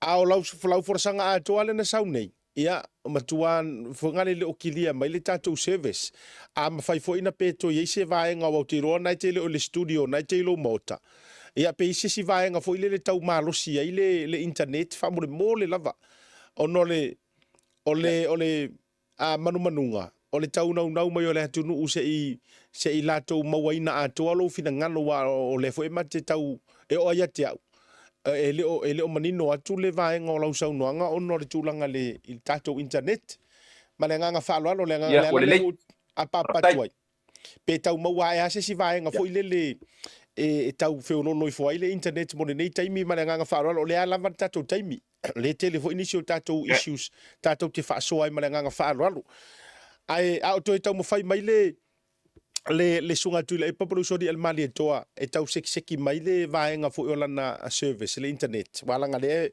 e manino lava fo il so ta inga ma le fionga tupa o le vaenga tasile na vaenga e peino no fo o mo tilo ai na po mo ma fau to o le kele yo le mele wa sa wilunga o le sila vaenga le na e sa no ina ala o fionga tupa o lea ua makua sau lea mo faaloa e le saunoaga ale suga le malo ia li'o maia i o e iga o Samuelu sa informa he's an informant a leo ai manatua fo'i la e kasilegei kala o lega ave i kokogu i kaimi o le pei o le hearing fo'i lele ao avea lava le suga fetulaga aia langa o leu te iloa sa tele no updating atunga vaenga lea.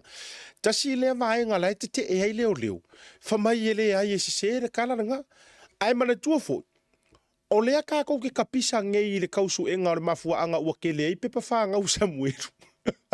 Wai tasi lea mori anga o le sunga Samuelu le evak.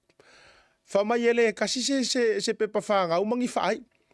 Ai mana tua la. I maa whauwhaunga lava ia whaatanga te sue. E ono make sense le tūlanga pe ono tupur tūlanga lea. Ona o le whao ngā inga sa whao ngā iere matanga luenga le sunga ya Samuelu. According i le wha matalanga Samuelu na whai le māporo kalame. A o lea la waru suakanga o le whaakele. Ai sau noa pe whitalai le tō whali o le pōna pōre mā whaataritara noanga. E ioe li o maunga wha mauna confirminga. Sa avea lava Samuelu ma inform. O reisi vaenga ka ua kupai. Au whaafonga mai fo i tuila e pale i se taimi e whaali sono whingalo. O lea nga iai cases nga whaamangui ai ngā leo. Ona, o le ngā ruenga, ia wha informa po le kangaka fo ile nga ke whailo ai leo le meo o lai poko ai ia kangaka, lai kupu ai lea mea, o lai whai ai lea mea, o lea ia cases sa whaamangui ai nga sa successful. Ele mawhai fo ilana tātou discrediting e uia o lelo loma le tele o whamasinonga. Pa based e lunga o le saunoa ngā li'o. E le mawhaina tātou mawhauwhau e masarosalo i ai. Leanga o li'o o le siingia. O le kangaka ngā whai esi o suenga. Ia, sau whina ngalo tupa ia o tau mawhai mai le internet. Ina lei, o e amai atonu ala mta upu lea tātou whanongolongo o saunoa ia le tau whaia li'o. Whaamaonia. O le mea, o le pine au tūna o mawainana ko asiata. O lo whapea mai, o lo o iai lava nisi, o lo o i totonu o le whalpui le taimili nei. Ona o cases na whaamanuia ina i le taimi au avea Samuelu ma informa. Ia en manatua mai la le taimi o whaamasinonga le ala wha umi ai lea na le mawhaina tatala i tua le peo le Samuelu masiona whaltua. Ona lela tūlanga lea whapea mai. Langa e tele alias ia ngoa le whaonga e Samuelu. A manatua. O i ngoa ese ngei sa whaonga mawhai ei pepa whanau nei. Ina ia whaonga fake IDs e Samuelu i le taimi o whai ei lana au nanga lea wha informa leo. Leala, a o leala ua deny ai le peo la Samuelu mai le tamaitai whamasino whapea. Langa e tele ona ingoa ese ke uto e mwhaina sola and all this. Le fo i whapea e le wha maonia le tūlanga leo is an informa. Ia, le na tātou whaafonga fo ia i le moli mau a le tua whawhineo o Samuelu. le na taua i oe o Samuelu manisi o lato tausonga sa whaonga il matanga luenga al malo as informers i tele o lato cases. Malo whaafitai. Ia, se tau toe, so tai atu de, ele a fionga, ele sunga atu leipa, pa ua tau, mau mai se ta, toe tau whai mai so whina ngalo wha mole pia whapeo ele nei vanga o le tai au le mta upu. O le nā fuoto e pa u ese ia le whionga atu la epa. Okay.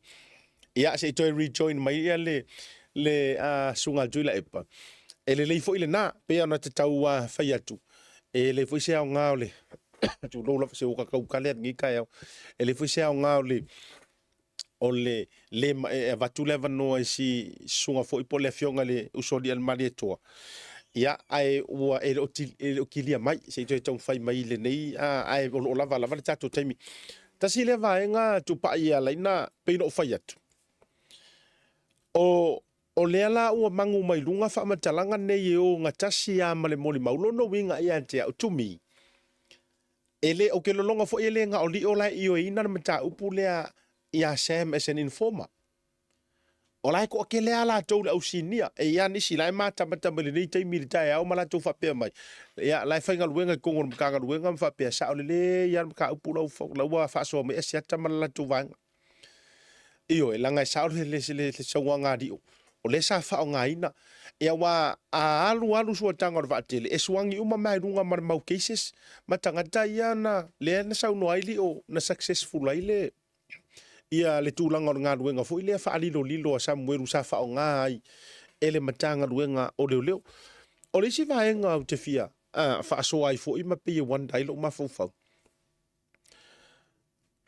O le mata upu lea i le assassinations ma le maenga lea o minister.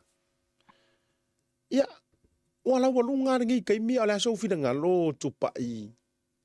Our governments are so silent. Ele o ngana mai le tatou whainga malo. Ia, a whai tau te whai ato le tatou taitai, po le taitai o le tunu. Tunou le fionga le sa whapito. Wai wale nganga mai ase siringi maka upu. Ai whaamata o awhia fo. O awhia fo i o le a o ngana mai le whainga malo ma si tūlanga whapena. A o lea leino o whai atu o uta ua le assassinations. Lea ngā se maka upu e kakau a o ngā pei e kaunga follow up e se tai o sana langa o lea o ola ma soifua o ngai anga mingiska lea ngā. Ai whatoi fo, o lea sofi ngano. Moni mwhamaoni sau noanga siata. So o se whainga malo lava, whape nā whai tātou i New Zealand. A whape wa iei se tūlanga o se lamatianga, o se plot to kill, e le whape e tuuna o ni a fionga Minster. So o se tangata lau telo le atunuu, wa iei ni whamaunianga po ni moli mau. E whaasino iai le mata u whape ia na mai a te ule whanga o te alu e wha umara soi fua pai malawhai. O le taimile nai o lo mta upui i limo malo e act straight away. Ia tūlanga lea, ia tātou titile o tala tu sao. Ua le whaatino ina le au nanga a le matanga ruenga malo. O no o le pea no whai atu. Ina wa watu le whaila o le la walunga ai le plot to kill. There should have been a priority i le taimina i le fionga le komsino. Le komsino leo wa o ia le watu ia le whaila. O le sila melo pena saunoa. O le fesili la le fesilia e ai nei. A whai ua lape le au nanga le mtanga ruenga malo. O fea o ia le tātou tai. O i ta tauna whaata ua, ma ave i ele wha mua, ona o le lama tianga o soifua o ana Minster. Tātou te leto e fio o i le tūlanga, no o i aile le fionga al whaipule ia luanga lau, o whai ilangi fōlaunga. Tātou te leto e fio o i le nā tūlanga. Ia ai mai se, le na tupu ia tu le epa straight away, react leo pui. A le o tupu mai i a fionga Minster nei. E fōlinga mai e le whaata ua ina. ia e mana tua, o i lātou ne o lo tū le foi, o lātou foi, e ave le whaamumua, e le pui ngā lau tele o le malu o le atunu. O lesi mea te fifa soa to e siata o mawalo taimi. Ali. O lea na i loa i pele saunoanga le fionga al Minsta i te tono o le fono o le palmeni.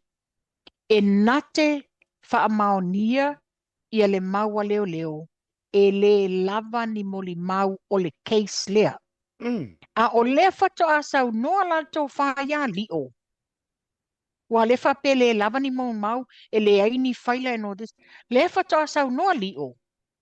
Whapea, na tuu lima i ai le whaila e le fionga lau le mali toa i le lato fontanga le minsta o leo leo o le komisina. Mala whela o iai le whaila le pēr whapea le sau noa li o lo iai uma le atoanga o muri mauma mea uma. Mana ia te le alau saunoanga. Tupai. O le a whaau le ta whaasoa. Se ta atu le malolonga. Iyo, ai maisi. Ia, o nisi o nai whaasalonga whaapisi nisi. Ia, o company o lo lantou wa langolongo ina fo ile nei por kalamele nei tai au. Ia, masi i tau vai atu ia sunga tuila e pailana connections. A fo i mai. E toi whaau mai i le mbainga lea. Langa i tau ole mea lea umo o i le matou whaasoa. Tahua tele mo le sile fia le tātou patinu. Pea mai e malolonga.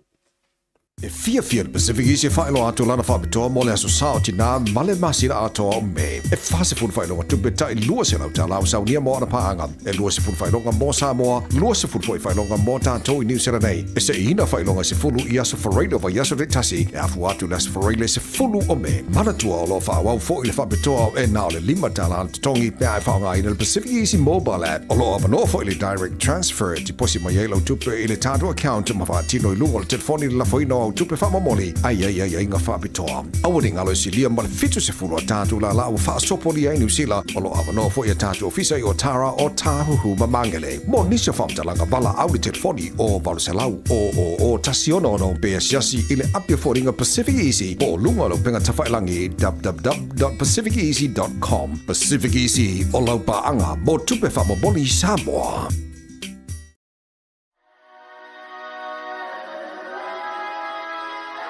Le SMI Hardware, Building Samoa and the Pacific. Le au nanga mo so se mana o ngai mea faufali. Fafso ta i le mato ofisa i Samoa i le numero 255 iwa. 255 iwa.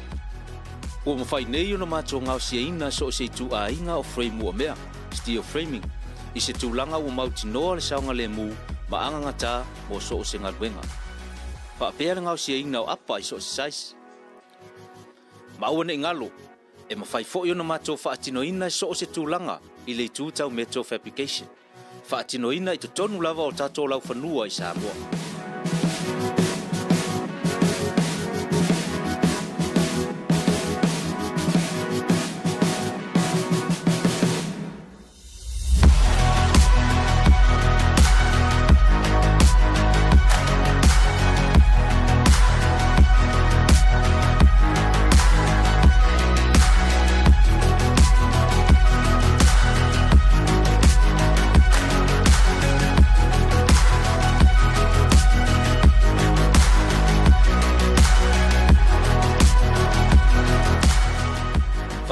Ila mato ofisa i New Zealand le afionga ya Leslie Wolf i le numera o luatasi valuru o 5 o luatasi valuru o 5 mo so se fa matalanga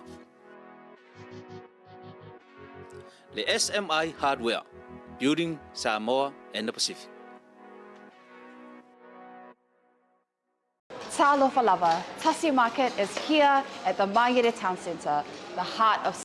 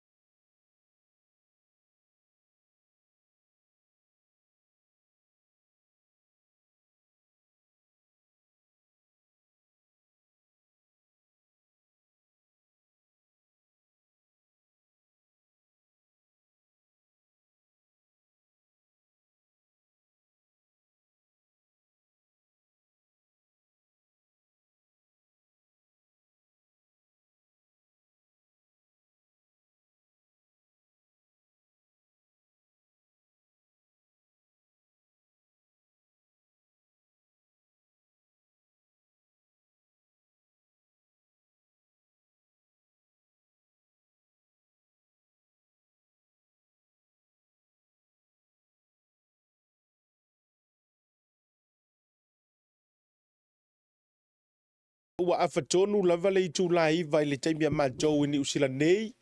Ia o te toi fatalo fatu le nei tai ao ia ila tau o le fato a maua mai le tātou porukalame pe a whapeo le fato e malei fua mai ki o fo ilo moe umi wa le vana matou pisa antu le nei tai ao. Ai a tonu o le o toi maua le fsota inga le lei ma le sunga tuila e pamaya i le sifongo le tai o me Amerika. Toi au mai lava lo fina ngalo le na e sau noai o no le whaale tonu o le tātou connections.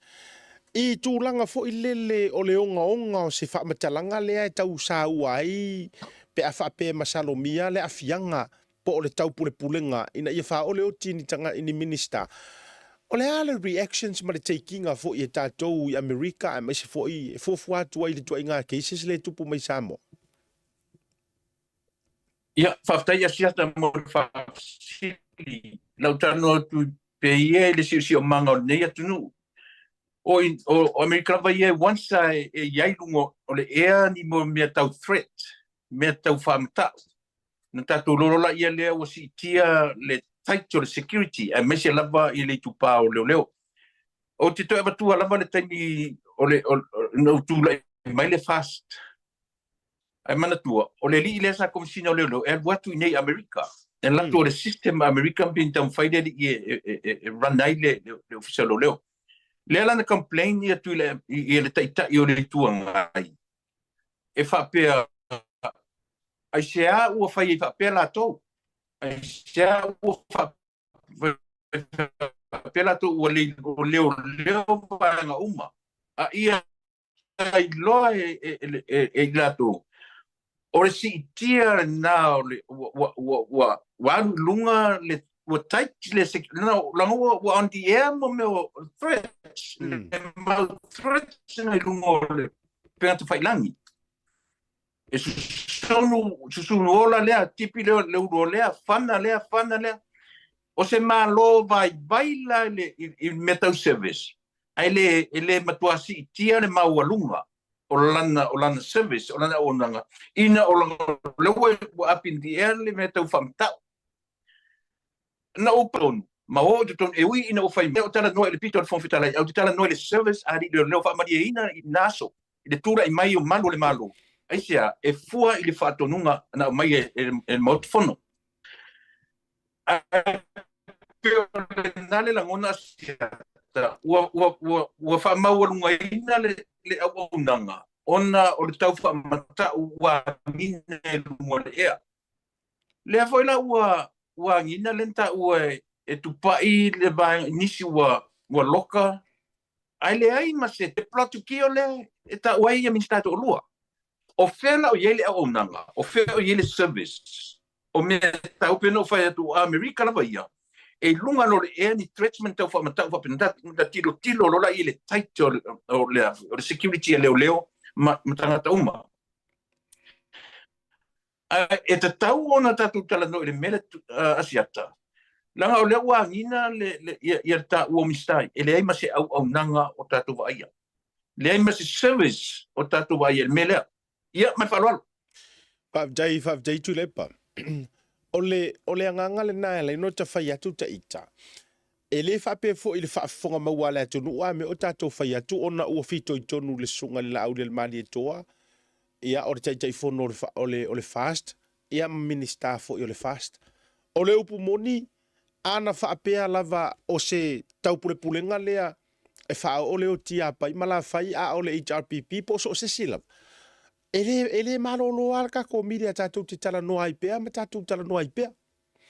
Ioe, na tūlai mai fo i le whaafita uri ma le vaenga mua le ngalo kayaking whai popo. Ia ele i tau fia le tapisa i lea vaenga ma lea e kakaunga ave whaafare pui ka ngaka o lai ingi kau pulepulenga whaapea. E te tauna toni i ka whaingaka makango malala ka ngaka e pea whaape e moi. Pe afa pe mongi mfa maungi. Ai ua mafua fo ila o na tapisa le toa tele ma tilo e pe ua fua kia le ese esenga o le treatment. Ona ore kaimia nga amayengi kau pule nga whape ngei nga ia lama kia pe wha o leo ti ile sa ave mpale mia mua. Fiki ro ma leo fai uma e o are vaenga nga mingoi marka ko ulo ye siri kasira tangata matuangu ngu al temile. Tasi foi lea tofinga matua tato le iloa po function. A o lea foi nga mingo ia le lo ia sili. Ile koe au mai ngor kaka le extradite mai ka male nga mai Australia. E au mai se ikula i whakasinga e whamisingo ngale e kau ke whakarikari pēa po le atu langa o lo iai. A o le winga o la utala. O le meo le ese o le react. Ale makanga ruenga o leo. E whaianga i a pai. Ma whaianga i a la whai. O i e matua mauti noa i le mutinitini o le la. Le whaapolo kiki e ngei ka ngaka. O na whai o whai unga. O na whai o ngā ruenga. E makua makira kila. A wāru fisiri la le lo mafufau. Ai se alanga le whai ai whaape ngei. E le komisinga o leo le waiai.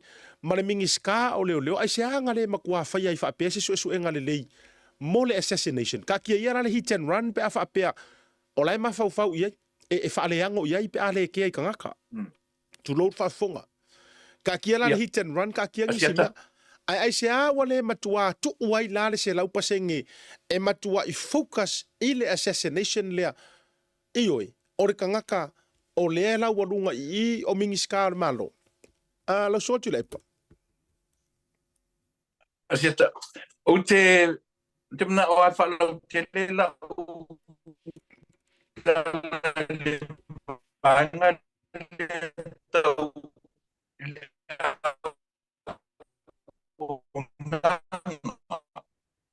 service. It's all about service. Yeah, I want to buy service. Yeah. Yeah, I want to buy the service. Yo, kafiora. Yeah, sau no mai, na tau. Hello? Yeah, iyo e pe mai maulo fina ngalo ma nei e o mata upule te sau no mai tula epa. A ua matua faale tonu la vale tulanga o le kilia mai ele o manino. Yeah. Iyo e. Uso ma lie fina ngalo.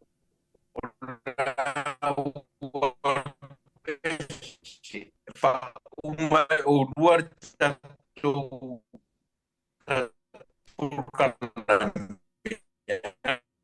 Ia, ia, wale lei, ele a whaina.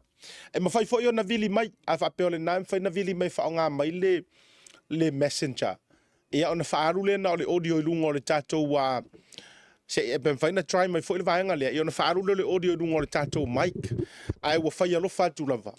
Ia, a tonu le ao ngā fo i le nei vaenga mo le anga i lunga o le tātou purkalame, i o ina ia solonga le leie tātou fiso o ta inga, ma tūlanga ono o le fo ua, sa salu ma sa sano mai le whaafafonga le atunu i le mana i o tātou whaasoa i ai pangalia e le ai fo ise au ngā ona o le o manino te le o le tūlanga ai i o e le a whaina le o le a le tūlanga e whaingofia mo oi ia o le a whaapeo na whai le nei vaenga fo o le tai au tiro fo i le whaafonga tutupa ai a whaapeo ma whai ona toi try mai tūlanga fo i le o le vili mai ai whaonga le audio only ia o le a se i tau mawhai atu lava po fese vaenga e whaafingofia a lei fo ia te loele o toi mau fo i la ai a lela ma whaatinia le tātou purkalame mali ma le fionga tupai o la toi a tau le maulea tui la epa ono le tūlanga o le leo manino mai ai ia a umangir ka ko purkalame le nei ai toi whaafonga i ai ia na e maua tōnu a leo le vaenga le tau na naua tuai fo i le kiria mai o le tātou leo mai le tūle na ai se i tapala fionga ia a tupa i so fina ngalo i le mata upu tātou whasoai. Ia, pe na whaasoa tui la e asiata. O le tūlanga le iai a tunu ne iai tātou New Zealand, Australia, Amerika. A o iai loa se mea tū ngā e mai se lava le mea nei o le plot to kill.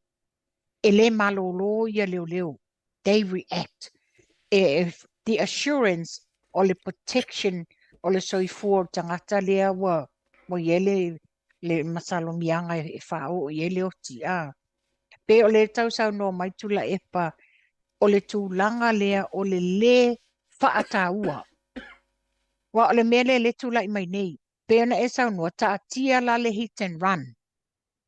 Ai ta tau na ave le wha mua i le plot to kill. i le tau mawhai tangata wale ina i a fionga Minster nei.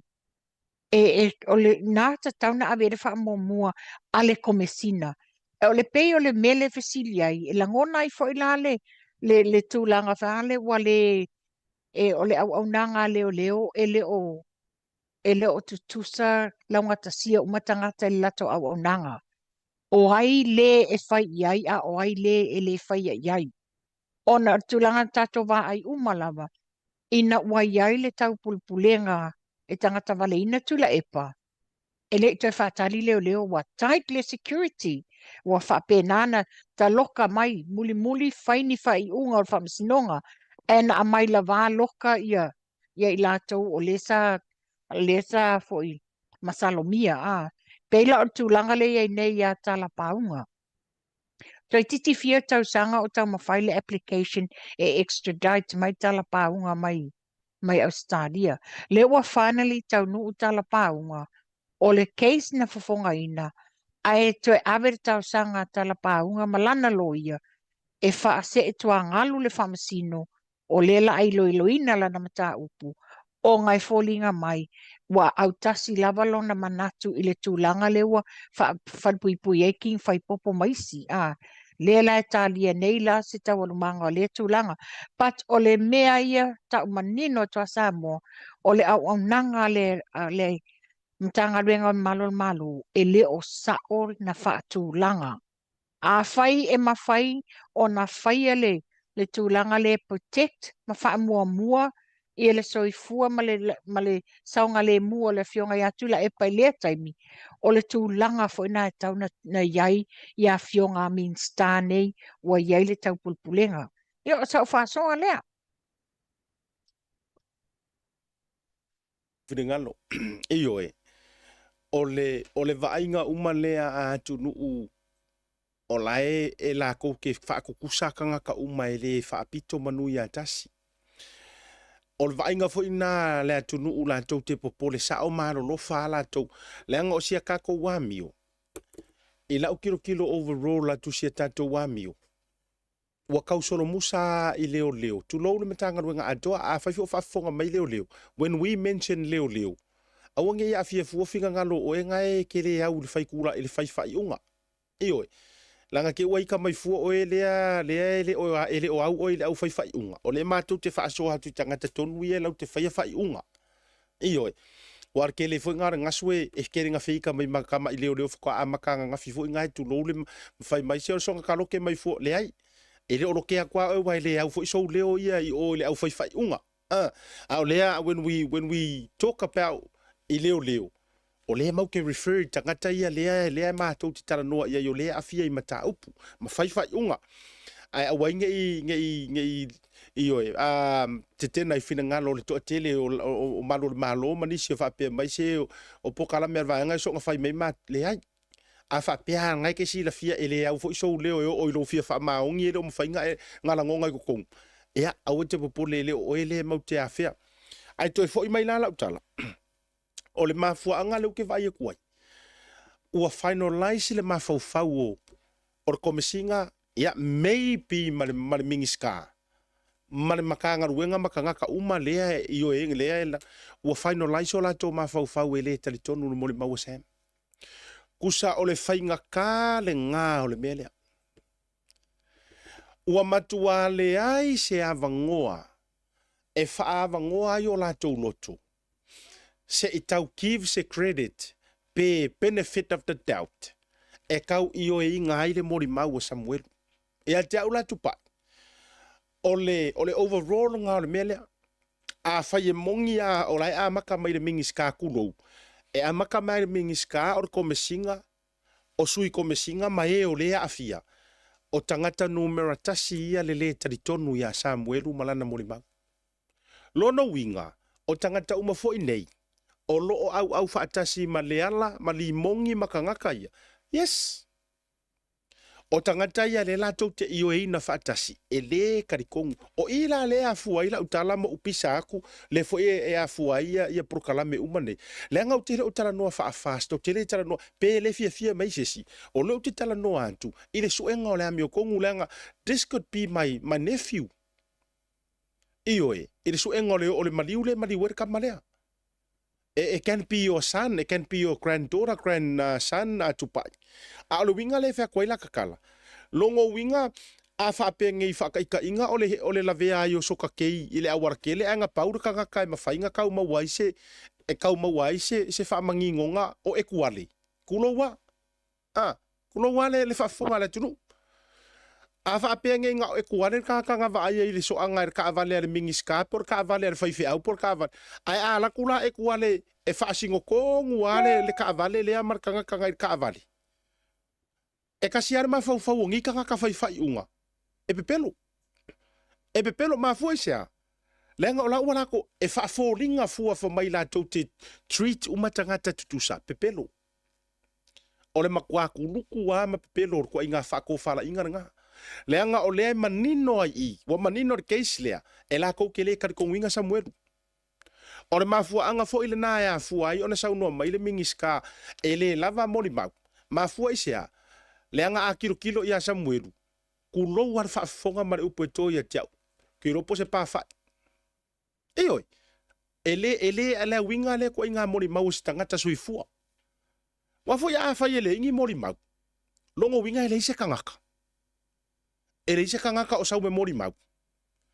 A o le kapisa mai ngei kama o fea mori mau a isi tamaiti ia le wa amata no mai irunga ela vea I fo I marista mai ngo ia Samuelu. Le alo o le mai mo mai wele se yang il tato por kala militae au le nei. O le ala na le ala ina fai atu la utala. Ala matua fai longa tangata lavo ye tu ai tangata I tu tonu le matanga ruenga. O I fo ilaia fua I la uia fi nau mar fai atu le tala le lunga por kala mil nei. Whether they like it or not, wakaunga kiria umaisengi kangaka. And that is why o le kapisa kulava pe ai se awo ngofo ai. Le fionga ka mai kai pare mia. Ai le se fale ya ese finga ngalo ma se fa ko fala inga maka upule wai nga fa ngo fie nga remove ya pule ai fa mata sua ai se ai fa ngo fie nga remove ese ya pule ai a o fe pule ai o le sui mingiska o le mingiska lango o le maka ngo le taimilia a kangola e su e le polo fa ila pe ese ya po se fa ya po se so kanga e ka kawai o ngaru le mingiska lango e kausa ili mai la mi o kongo maka upule. To me, AI langa so okanga re kai minga kau fa akingoi longa kiu kere nga malanga I America Samoa because o ia ole mingi skala ngolango ole makanga ruenga ole leo. A fai ua tik lea ma fa ailoa e mingi skala leo longa so otanga nga I kangaka le masalomia. So the next person e ka kaunga step up e tau faise mea ole maka upulea ole associate minister. A lea nga o nga kupu mai a or kama I whaafika auri loa. Lea.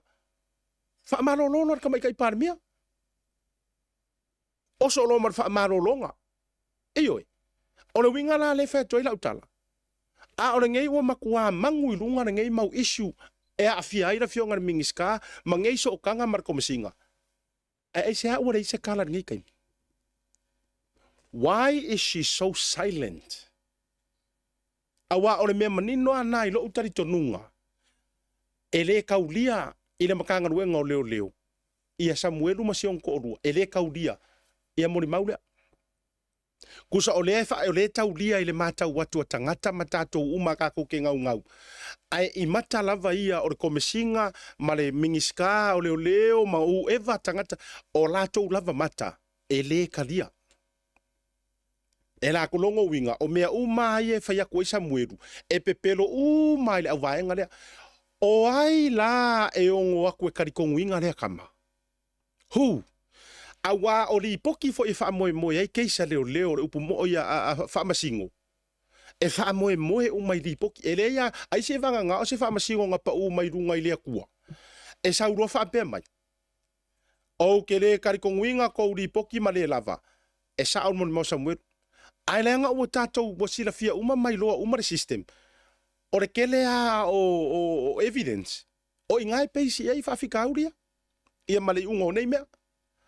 O le alala na lea laina whai atu pea lava pea. Ai se a lea wakua hingi leo I whafoleanga ua lea kari kongu inga kakai kongo mkanga ruenga. Yes. Tupa iso whiringaro. Lelei e te toe fo ia I tua I la u whamtalanga le na watu e le Minster o leo. Wa le whoninga mai ua matua I deny o lawe lato le statement le mori maua a le atali ia Samuelu. Pei o na whaai loa e tau whai adi o na tuu lima le whaila le nei. Ai mana tua la. Mua tuu lima le whaila. Ai muli whaile sanga a le Minster o leo. E whaftai e fo I le ingoa matua ia ale na la ngale mata upu I te tonu al palmeni. Le na fesilingia ia ale.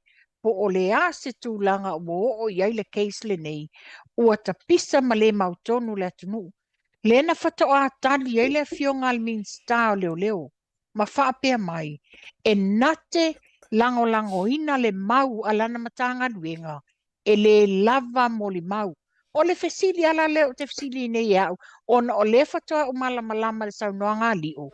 Na tuu lima le whaila. O loo iai uma le au te lenga o moli mau. Whaafewhela na whai mai e le lava ni moli mau. O whea ua tia iai le whaila la lea.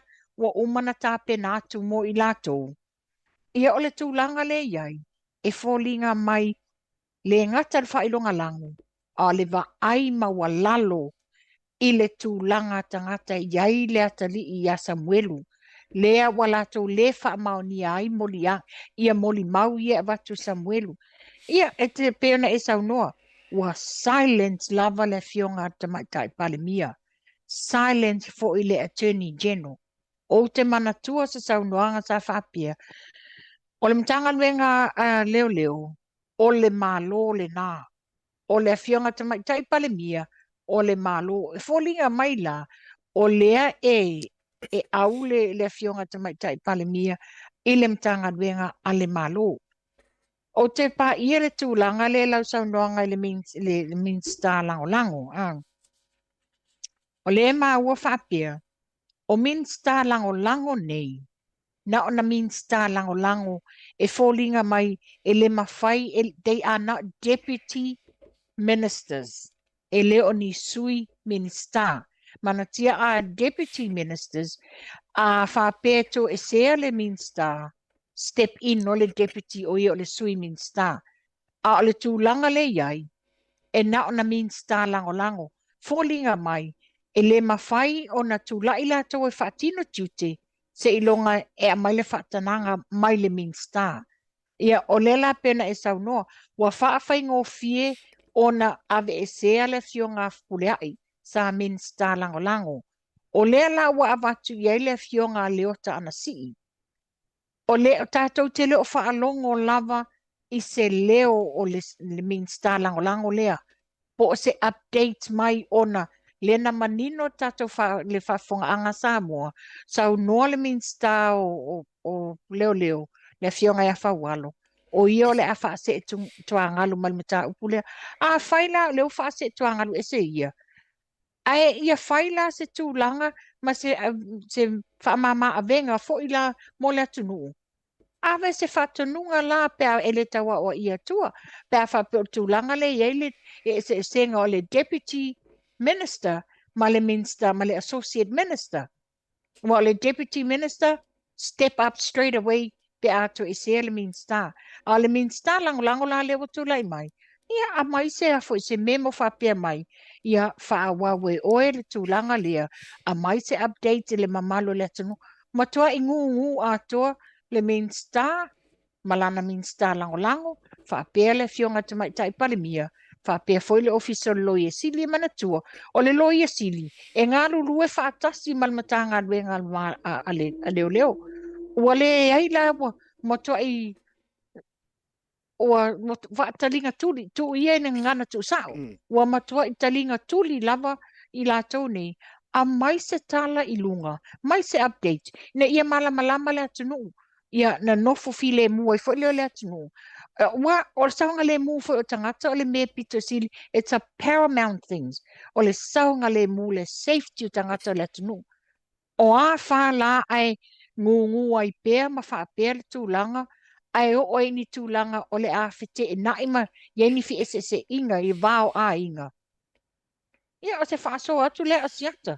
Malo fa vitai wa mana ile fa so le nei ma ngole tai au ma lo fionga tupa. Ole nganga na ele upa sa mo tutupu matangi liu va. Ole fa tal no ngale ile po na po. Ole fa tasi le au fa tal no nga tasi le informations. Na matua fia fa fonga ya ile to tele ilanto. Moni lava. Like I said, pe fa mayaka ka o le tau mo fai ona ina ia benefit ai le fa tu le ai o le mele ka mo fai se ka ko o su e po le ale me wala inga ka fio ngi ka nga kar ngi case maka kia il official leo ele ave i kai mulingu uisi me uma wa afu fo il mele la ave le solo se fu e mo ia ave ele ave a ko le au auke ele o ave a to le au auke e pe o mata upulia e na o mata upua i le tau faaleanga ina fa mai wa faaleanga assembly le ngol matanga ruenga leo o isi vaenga fo io morianga o Samuelu de kele o nga kusfolau mo nga ingoa mai si anga me se sa fai o tau sila mai samo ia avatu ai malefionga fai pule a fipule ai ono mata upu sa ai o avatu ai manisi ona fa mai o tau pulenga o le mafu anga na le no fai atua a mangingo ngele aku o nga kousila fia lea o le matua le make sense o le telo nei mea. O le maka upu le ko lau ngei i le aso lua se furu sa moa mo le tousila fia. E le o le aunga kongu a o le maka upu. Yes. A fai kau ke ka ngofie whaatulanga mai le ulu tau autu li vai ta mai vai. Whaataita inga. Kusa o le roke ka mai vai i le aso lua se furu. Antu pai. O kusa o ka mai vai e roke i le aso lua se furu. Ele o ke ale uru. Ole ale uru. Ele ai ele o kura ai mali mongi le mele. Le la fole na le pese la vale tangata le tu ia. O lo ngai ngoala e mama. E ma fua isia. Le anga mei pila e sa o aso o tanga ia. E sa o ala so o kanga va la ka maka ika i o makanga ruenga mai e o lo pulen makanga ruenga o leo. Longo winga o lai update Thailand to ia le to fa le ala. Ngai mama oi. Ai au ke popore nga o ka mai vai o le maka upu le fia nga o le au fafau wala ngo le upu le au mai ma le upu fa ma fale nei le au mai il mata upu nei o le fafau o le fesili la o ai le fafau o ai kongu le fafau ai o sau maliu maili o le po o le tasi vaenga na fa ua ia tea o le moli mau mai o le sunga il malo le malo por to fadi o mai moli mau mai fa apea asiata o le nau ta inga i lona loto ina ia manuia nei mea e toe fia fo i le makanga ruenga. Leanga e kou ke sila ia i le meo le angoa ai. Even fo i tangata o le matanga ruenga. O le makua ke leo le whaafika uri le kupua. O le alalala na le e whaafonga mai ita i o le tātou watunu. What other evidence? O le a le isi mea ele mawhainga whaakokua inga a o nei fo i tamali o le malo na matua tu matila ile puia ma le whaamamaluinga o le ora le fonga whekalai lea sa au mai o ia ka kaunga sila ai ka kou malo leanga o lea kele nga sau nguar ka kou kama ika ipare mia mele amakanga the rule of law o whea le rule of law ile mele o le tangata lena tu lai e nga o rio a fa kuloua vai fela o anga le leile o ri ang ka fia kua ia tato woa la ile meta o le rule of law to fo ila ile ora le fonga fikalai anga le leile o ri anga ile pa mua ele o ia le savaringa le HRPP pe atato wo e ona le meta o le rule of law ana fa pe nei nga saola ko must stand their ground, stood their ground. Ele koe so po ia kua male kele mana ngasui o ilalo mai o le whaavai o le wharefongo. Ae nga whai lava ngai ua nga makala aku inga. Ia koe aku e iai si vahenga ngalonga rua mai. Ioi. Nga iai si vahenga fo ile si fo ipoko ngalonga rua mai. Again, where's the rule of law? Nga sawa kua le savaringa le HRPP langa o leo te tala noa. O le whaamamaruinga o le metau o le ora langa au mai. Ngai ua inga sao akua sao i lalo mai o pā mai i lalo mai o le whaavai o le whali. Mauta whonu. Lea nga step in. Anga le malosi li o i. anga le marosi e o kongo farfong o le upumongia anga le marosi ma studies ground e o kongo farfong sa varinga le o ke longa fo yo ngane matua I ka ya kuila e pa marimongi wa matua I fei ka ya I ngai ka mari le malo la le ala ina fetula te tala walanga o le mafu angang ko waku tuloa e ko ke aku so soangi ile kangi ale aku ngu ngai me pio pio anga le malosi le fa foenga mai ngai liu ia ma le fionga ia afa masanga le ia taua e pe yor ko olua le nga ku malosi mai lalo mai lo fa vai awa le na sau no lo mafa masanga la va ku lo ma le 5 minguke iyo ile asola e umano le 5 minguke le o ki fa e ko ke le ia ole akulo pe a fai nga ngana fa fai ngofie yo ko mari de mai ia ole la o ko pasi avenga o kai kang malala iyo ole lakila o ngai ngai ka mari I tu lo yo la tu tut ole ala nga la ko fa ka ole mele le fa tu la utala le la o saure ka mari e kala ngoa mai ma fa so mai le mata upule ai ua matuangu awala ngai pe foldinga mai ngao o loa le mori mau wa sam I le vae ngai a fia ai kau ai ngau kanga kangi ka ko o I me sa fa penga a to tu mai tua la utala I sau no ngari o e kele cases sa successful I le informa a sam lono winga Samoa nga makua kari kong winga ska mo Samuel kaiminga nga kari kong winga Samuel ile whaonga leo leo. Ai nga o nga koe whaasanga o Samuelu, ma koe moli mau e kusa o le mea nga vaai iai. And it happens to be ore ka avale a se kasi o whaipule. Whaasanga mai loma leo leo mai pero la oi. Lono winga tau mai I. They are still trying to control Samuelu. Ya, tupai e so whirangano. O te wha mo I elau sau noanga, I le nei tamani ia lio. Whawhetai I le poka lame le na whaatata no ai ia le tau wha lio ma le uso ia Lisa Marie. Ua tatala mai ele tau wha ia lio. Pe e fōlinga mai oni noa tanga wa levana noa tia ai le tau wha ia lio. Ai o te tali tonu. Ma o tātou I lofoi, ua maua I le lao ma le avanoa e whaasoa mai ai lio, ona le whatoa uma le tribunal. Peisa tau fiofi le tele o lona whaalawi loa mai, ona o lele I whaiela na tribunal. E mana I whaasoa, pe le na tātou wā ai uma lava I le taimina tau a fia le palimene le tau mawhai atu o le vaenga le atu le epa malana I tua le HRPP. Le na iwa na sao I stepu, lalo mai o stepu le mautafono. Whawhetai, tautanga I uma iai. Sa tutu mai lava le komesina malana sui komesina. Ia le ta tutu mai lava ia au apa au whapea ia Mona Lisa malatou nei.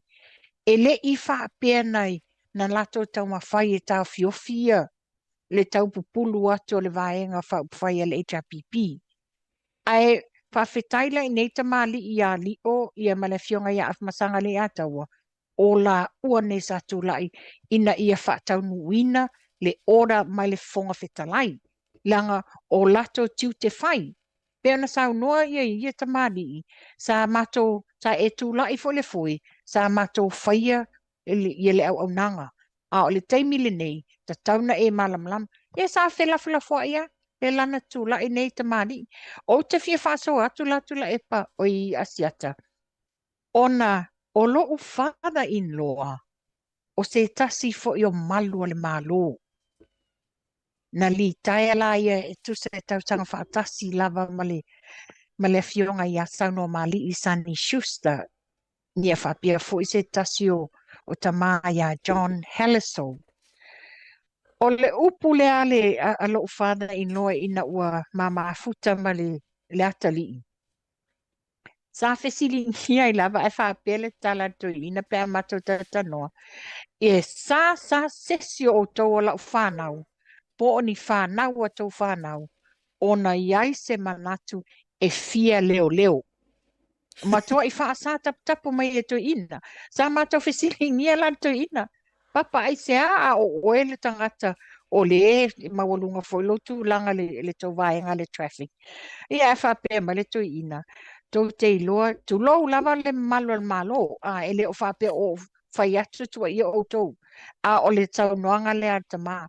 O le mea le neo leo. O le matua I pe pelo number 1. O le tala le ato ina. O le matua I pe pelo number 1. Ia o matele foi fa le tonu le corrupt I tu tonu mtanga nwe. O le upu o le ato ina. Le foi lana o toi fa manatu ina le ma fa soa ma tu la epa ila sorulu.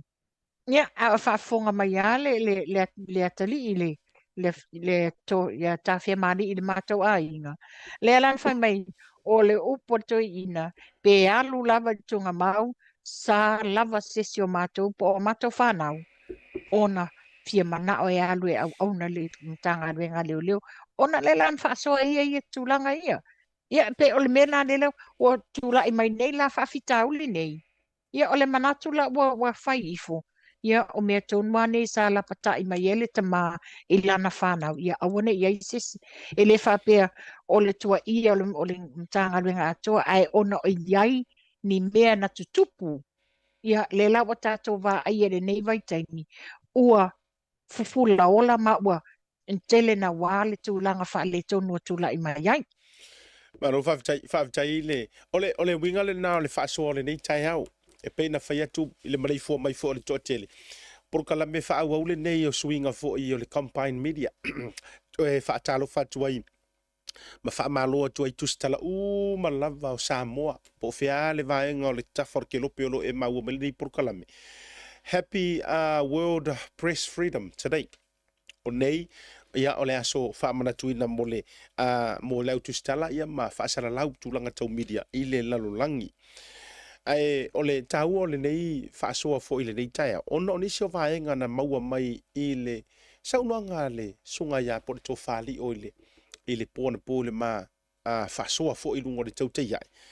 Ua whaamanino ai nisi o tūlanga sa fesiringia le to tele wa mana tua sa ke le ar mana tu fesilia le atunu po hangi vaenga po hangi me o ilo elio tu pai mana tua le nga tasile asua fa le nga la walunga su enga le mata upule not only that a to fa fo I kai minga sa ngoa I le tai fono ia le la au le mali to na ia sa no fo na ave fo I mana loia na sa ili mo se fa kuanga yang loia ia ele tau whailo ina lo ia le sunga le ale la au le male to si la fia le to tele le ngata KC sia tunu fafo ai pio te mai tai lava ia precious ma miro la wale lo tau ava me ina le telo mata upu fito I tonu le o le foi la sa ta patu le ta se fautuanga ana lo ia peinga nga kiro umai le se afianga le se fa fita u le va ia ai pe wa la so tanga le va tele o I ua a maka ngengefu ai markako waka. Ai ua mana ia tele a la le ngengefu mai fo a tonu e pauni ona mata upo le ale maua mai lungo le uru.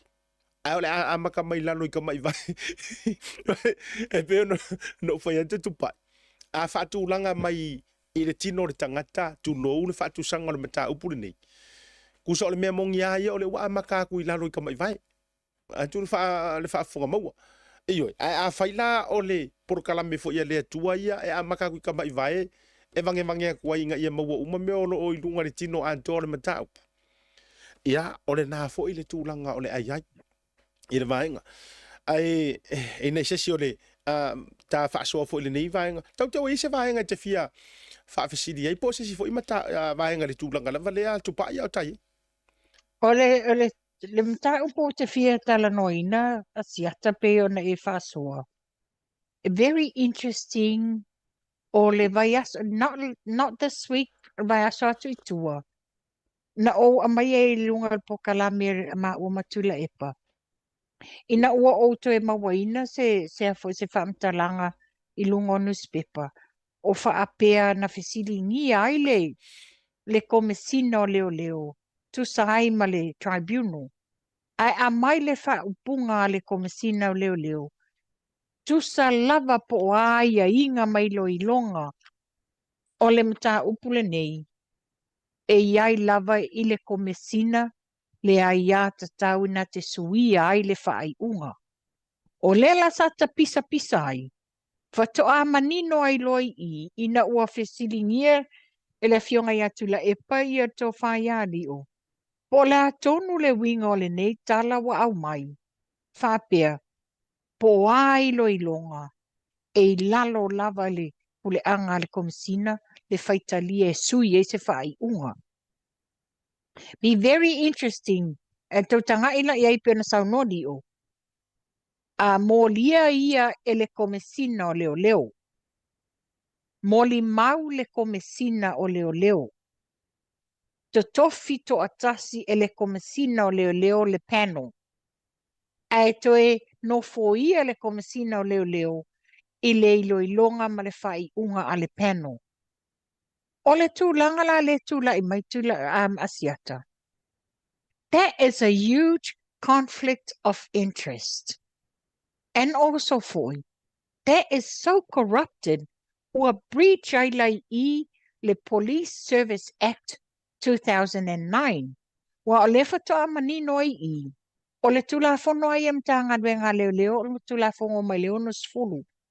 A o le fatoa ai loa iai na iai suinga na whaia I le lua afe ma le iwa. O le la na wha maonia fo ila le tō whaiari o. O suinga la le nā. O le fesili la le te fesili ai a uia.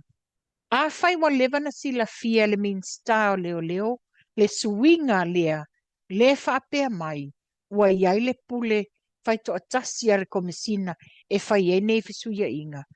E leo I e ala lea pisa ai ma whapea mai, aua le popole, e mamale sua le ngoa o limoni and all this, wa o le whoringa mai, e whai to atasi ele a fo I le komisina le whai unga, tu salava po le ale outcome o le panel.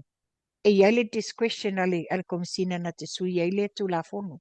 O hau la sa o sa ili. Sa o sa ili langona le tina o le loto ona.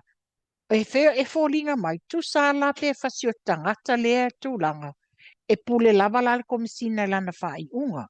Na o sa ilia lea, pe iai se sila sanga, e o iai le case leo le tribunal, if pe a le talafate te inga pe a whai, ai au mai e le manuia le tō whai a lio. E iai la se sila sanga o tu la fono, i le whamasinonga I mulinu. O te whaftaia, o le ua tali manino mai, e iai le la sanga. E mawhai na o I le judicial review.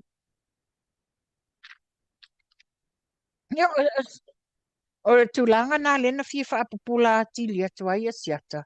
Wai pe e whaate ia, Ia, e tūlanga le wha o ia le tūlanga ia. Ta pisa ai e tātou o medias. Ina ia manino foile le whaafonga anga Samoa. I tūlanga ia tūla I mai te tono mtanga wenga leo leo. Ia peona e sau noa le la amata na lote atu lalo tamatama I vai. E whale upu whapalangi. The fish rots from the head. Ona, o la tau nei, le mafua mai whaululunga, le tupu ai le wha le tonu nei. Ma lo whaftai lo fionga a tupa I le mata upua e I oena tasi le vaenga na laualunga I le saunoanga le sunga li o por to wha li o le po na po. O se saunoanga a le fionga le komisina. Ma whapea mai o le ale unga e tupu mai lea I le tribunal. Pule aia. Whawhai ngofie, e pule aia. A sau, e se, a whape sau le ruling, e se ia, le makanga ruenga leo leo, e whaang kango i e whasau. Io, e kango ai e whasau. Ai a whape e sau e a mama, ia e se rio, ia longo winga I reisanga me koe whaia wape la, e la mantua o lai against la tau. O la tau le a vea le mataup. O le winga lau lau tala. E ele fa tala le fioga le minister sa fai to tonu o le minister leo sa fai to tonu o le parliament le foi na tele ai na fa le fia le avenga le to tele le na sa no fa pia o ye le ke le sanga Wanga o mea, o le winga o la tatala ni matau, puna i tupai. Se o isi mea pi e marie ea, e marie ai pi o soi maloka kulou, malota ita i lisi taimi. O lea na manino la na saunuanga, o le mata ana o isi mea makanga luenga o leo lei kele sanga, ioi. E lei tele so na malo si anga fa pe na mana tulanga leanga o laila lo lavar komsinga ma tulanga uma. Pla pla. Ai afua kula iai. Pe afa pe mongi sa uanga komsinga. O le fa konguanga mai oren koe uki ai li o. Fa fa ngofie. O ai la le ka alo ingi kangaka. O fea la information ngei o information sa o tono metanga ruenga. Ai ole a tua o pata tua wai la ula fa longo e se la we take and I am going to be very honest lo ulango na wa. Te lo no mo wai na la na no le fia entertain le sa uanga le na le fionga le komisina le na fai. I na wo report mai Samoa. Pole ala vale me e pule aya.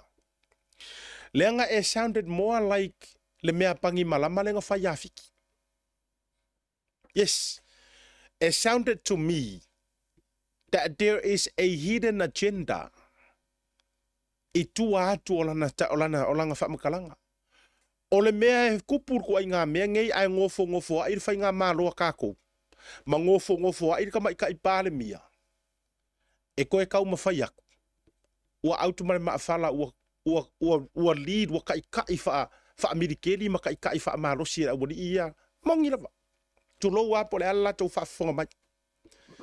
But it's a world press freedom. O le au te tala no atua uia whaatusi tala ma mawhauwhaunga e ta oto mai ai.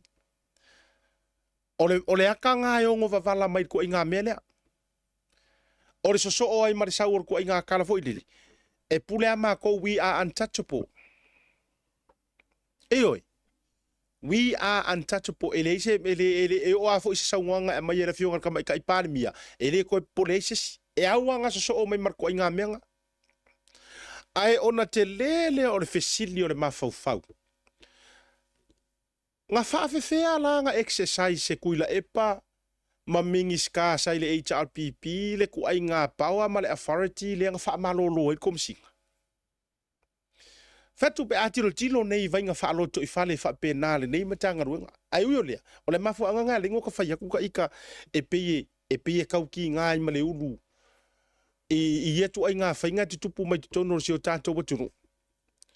Wakako leilo kongu apo ai kongu e yeilo na malo si anga ile. I le vaenga lea. Ai po ai fo i o tangata nei.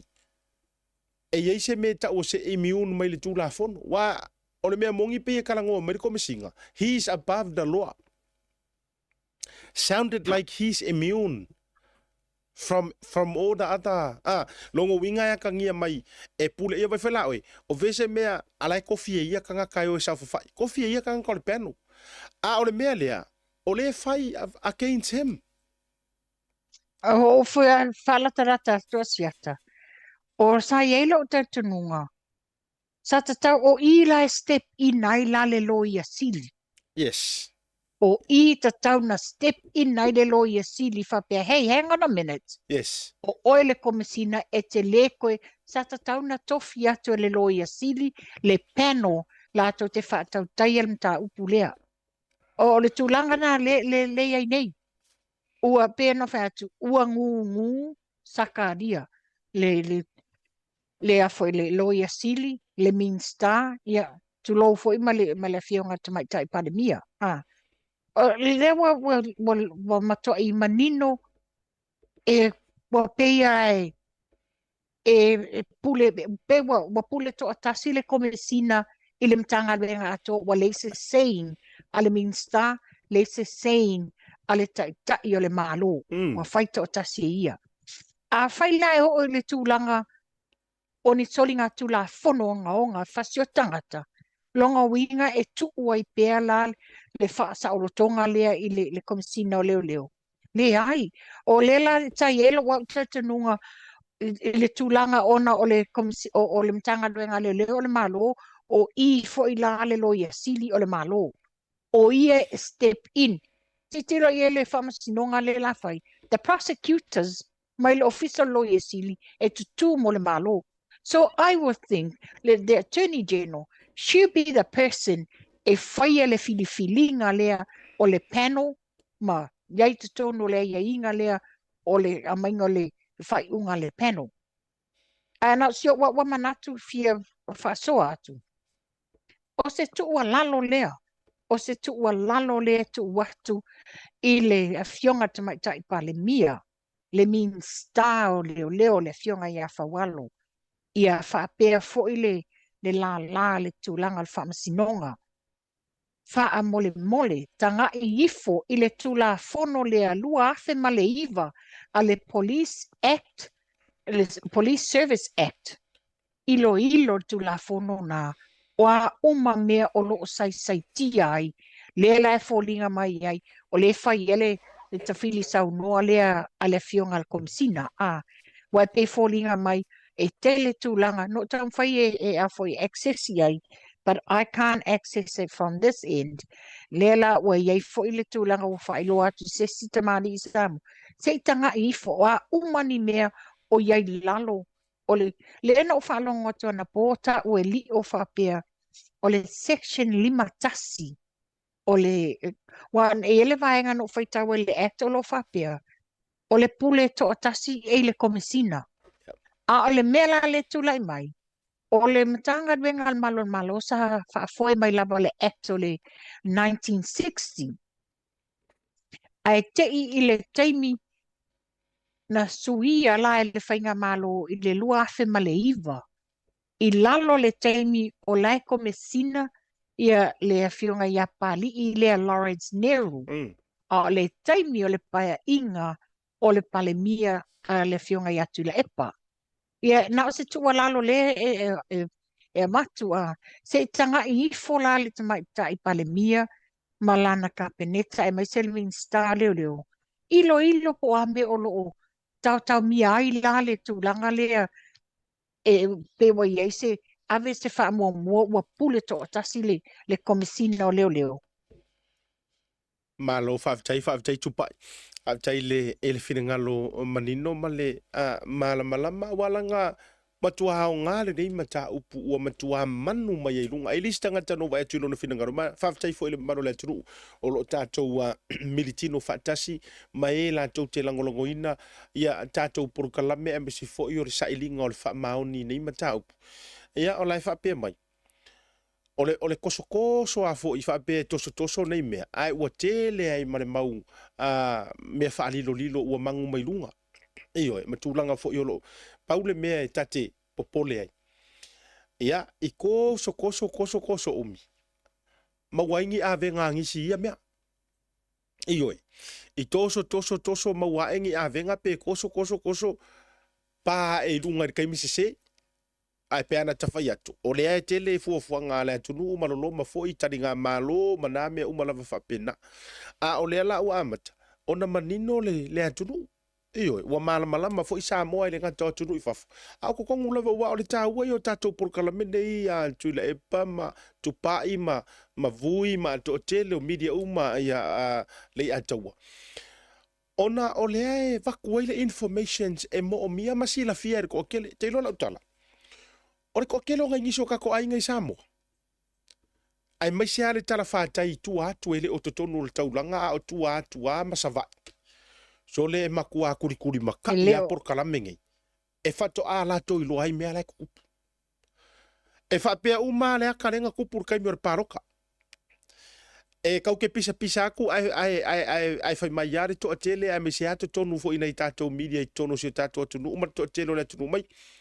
Ele o pisa mai ama ko ka ele angi kara fo fa penga ele angi me a o tete o makua ke ia ina o uma ena sole o sui e mal fainga malo o malama kangaka ia malato i lo fo ile tele male ano no i o le mau le fo ila tu la i mai le to inga fa mapu ele o le ala vai longo atu matau longo atu o mea nei le tutupu ma le tou sila e fo i Samoa e fa afefea o nga ku la inga ku inga me fa pengei ma ko mo lia se leo o lea nga faia se fiso mana tu fo ya tu se situ o Samuel o kama leo Kusa ka kaunga avea Samuel uma mori mau fa tua ina leo. Leanga o leana manino ali saunoanga fo ia li o mai tau te mori mawina uma. Sa open lava le faila o le hit and run. Mo so o sesi. E alu aku e failo aku o ia lea. A ole mela le kau kula i mai. Kusa e paula le kua inga mori mau leo ke ilo le whakarikari men makangaruenga. Ongi mori mau e aku e against e aku fo ile le ta watu ele ai ele o le ala kuso ke la longa ya ka ko aru yer ngana tu sao ke lo e paunga o mori mau le fakari men makanga ruenga o leo oni mori mau e atu ya sa no mai tu O te fie whala tala tatu. Oni moli mau o le tau mawhai whapea e o atu.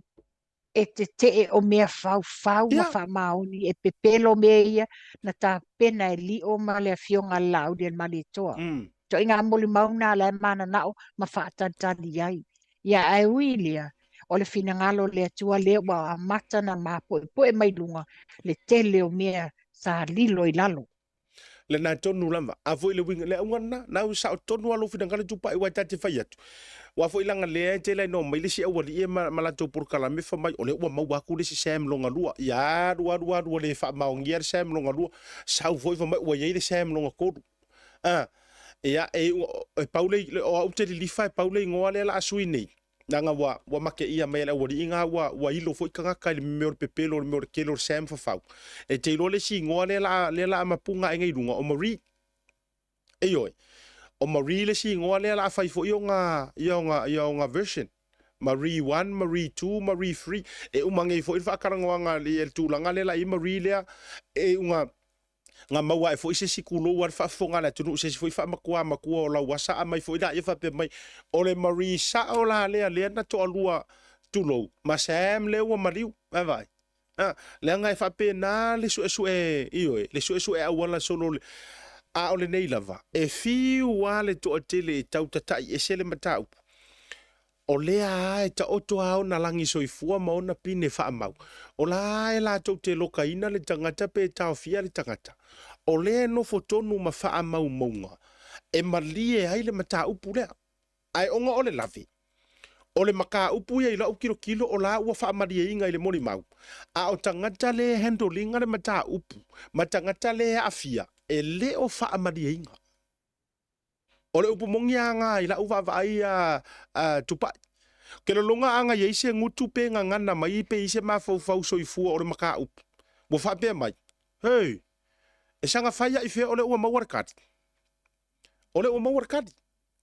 Olo e makua awiri ili mori mawarkat mangale ole mori mauna nga le kau le make sense uma me uma.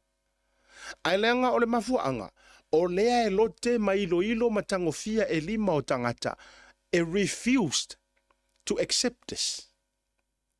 Oi la tau lo tau mawhai e tanu le mea moni e le avea i esi tangata o le masalomia. O tulanga le tula i mai nei. Ua matua te lea i marifesili o le mawhauwhau. How many cases wa ufi ngai kangaka?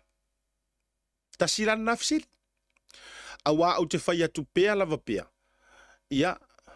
E makaukia e ile si case wo o mai ke auto pai ai o le tatou fa so ni si o le tatou tei e ile si case o le wo o mai fo ia ke le faila a koa o ko sirsil o le case o kama ka alo liki le nga raid leo si tasi o falta malo samo au ko sisila o ko raid leo o no tulanga tau drugs no tango e vatuli headlines fa penga le waka oko uma fo I tau te ia nga whaila koa. Tau sanga watua na iatu. Nga matua reida ye leo al kama ka alo. Sa nofo stasi o whanitani malo. Ailanga maali e lar kalar kama lea nga. Iwe, nga whai. E a afia ai fo ia. Ia kulo waka ki kau whai aku. E a afia ai fo I leo lo avea mko mesinga ngai kaimi.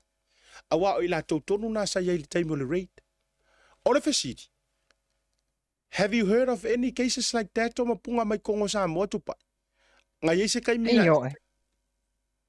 Sayai, pe no failo atu le mapo kala mele so lulu lente nei matula e pa.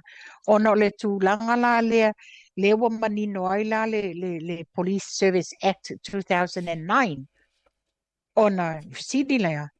O a na fisilingia ia i le sunga ia li o e whapea mai e whausalia le tele o cases whapena. O lau fisili la le na whatea tula e pa longa winga. E le o manino fo ili mata ngā duenga leo ia i la tautu la fono le nei. Pela le case si leo le tausanga le ntea, tausanga tu itua na wha malo lo ai. Na wha malo lo ai le sunga malo. E na te ena lava ai e le sunga malo lea. O le sa o ma wha maoni na ia. E le o iai se mea tua inga ia. Na whaile tribunal, na ave ele. Na wha malo loa, na alu ale tama ave whaile private prosecution. Wa le ta John Wina le whai o lana case le ilonga le mtanga luenga. Lala me lentula i mai. Na malo le tama. Na malo le sunga ma. La te lele tupena tutongi. Yes. A la meno iei. Nga i tua. Le o wha ingo le tupele na wha alu. Ma wha ai loa le mamalo le atunu. Le la no wha tuele ia tu le. Pa fōlinga mai. O na isi leo. Sa ieni a fianga whapea. Ai ona o le tango lima i le tutongi o ni lo ia. A whai atu ale whai unga maongu ngu ai lava. Ia, mali. Ai whaafetai la i leta mali.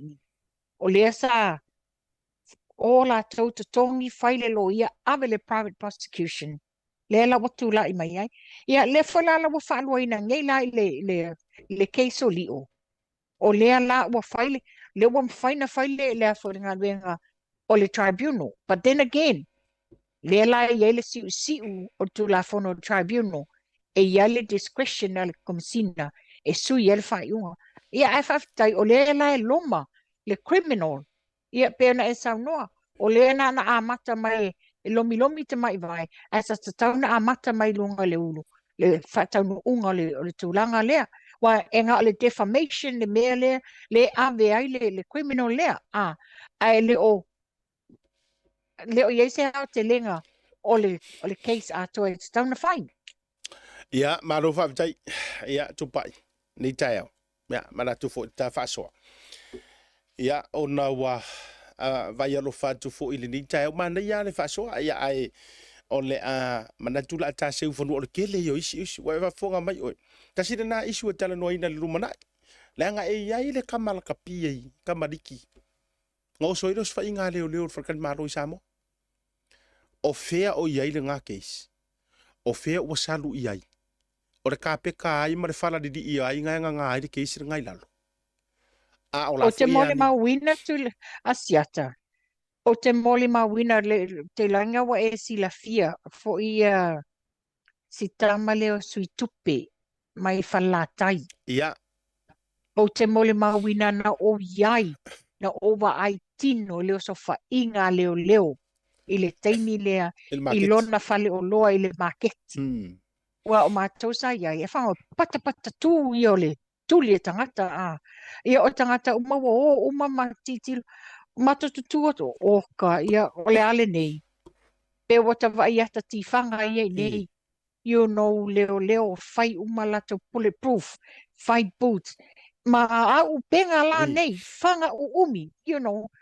Ia o le whainga le nei, wa handcuff si tama le nei, toso mai fafo, ai whepunga leo lunga le counter lo na whale o loa. Ia o le whainga nei, wa raid uma le whale o loa si tama, le ato, le pusa tupe la lea, le whape o le iei te tonu whala au whasaina. Ala meno iai, le se me na mawai. Le se me na mawai.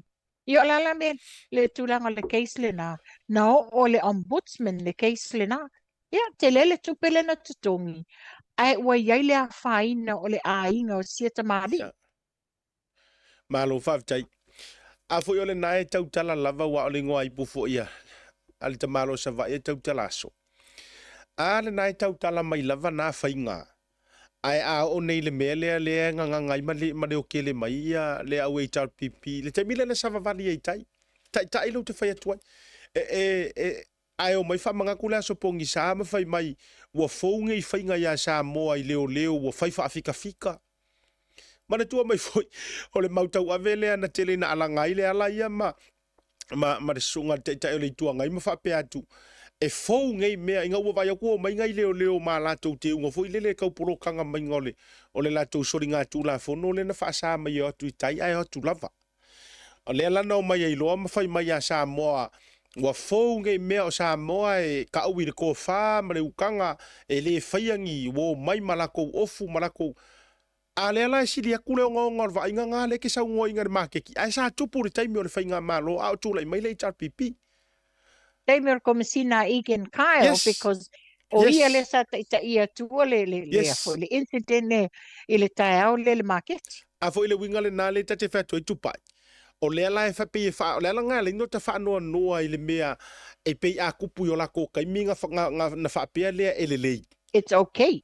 ai a kupu loa i le si whai ngā mālo o ngā whamairola ia wasui It's not okay. walanga o leo te maitaua tasi le nā la unga ngā la unga i le whaamanga kuinga lea le ngā whaamanga kula supongi sa lea fa mai langa wa whai wha amerikeli o se mea fou le kamo mo e aku o le squad o foi le la tou le va ngai leo ma la tou talituli o la ia la ko talipupuni fa mai wa fou ngai mea alfesiri la nga kupula se mea ya la tou ele se mea na tupu al va inga le te sauno langa mongi la so nga makua news mai na mea na matua langa nga o mai fina ngano fa adio tangata po le fainga le o ya Samoa kai mi konga nga ile vanga ro tu tatou komisinga mai Amerika le nga la kure sauno e foi tu la ipa na la tu tau apala ye tu inga skai fa Amerika a lo winga la le fa tu la utala Samoa mara fa fonga e fou la le vainga ye ngai leo malako karipupungi malato te unga ina ia malutia lo la tu sanga le mu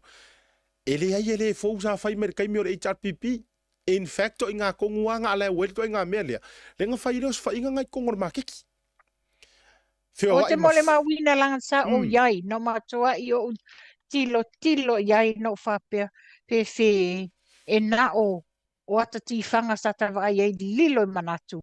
O se tūlanga lea o iai ia le tūlanga le fisa malo a Samoa. O le taimi tono a le lua afes fulono loa su fitu le tūlanga le na tupu le whaafita uri lea. Maro vavtai, ia. Manatua, mana ia le whaasoa ni tai au ai le uma ile whaia so le tua. Ai na oni si au nei whaasisilanga ia tau vea vatulunga ia na la foto i lolo le vano whai ulea. I lau whionga tupa i sau nonga whai uta wha ma vai wale fo uwe tau i mali tā taimi. O le si vaenga mai le tātou Pacifica Health Group, Family Health Group. E ile la tau wha loa, ma le la tau wha lau loa le free health check. Ia, e nā i le whakasa nautu i nā tuilunga i le tātou atara nai wa tuilunga. I le aso atayau, aso whao me 213 Weymouth Road in Manurewa. Ia, a fio atu matala atu au, ia e leise tutongi. O si vaenga le nā i le free health check i lalo o le tautua ma le au aunanga. A le Pacifica Family Health Group i nei i New Zealand po au kila ni foi. O ini so tatu whawhiwhianga tupai ia whawhiwhianga lea sia u so po le fionga ia moangu tia Rose Dominico ia po le Talofa Club Mother's Day Fia Night. I le vai aso fou le tausala ina le tausala band ia le tausala night club i Mangele. Sfuru tala le rufale tele tato prices e manu malo ina le napo ia a fio atu matala tu au le aso se furu ma le tasi o me ka fio lai.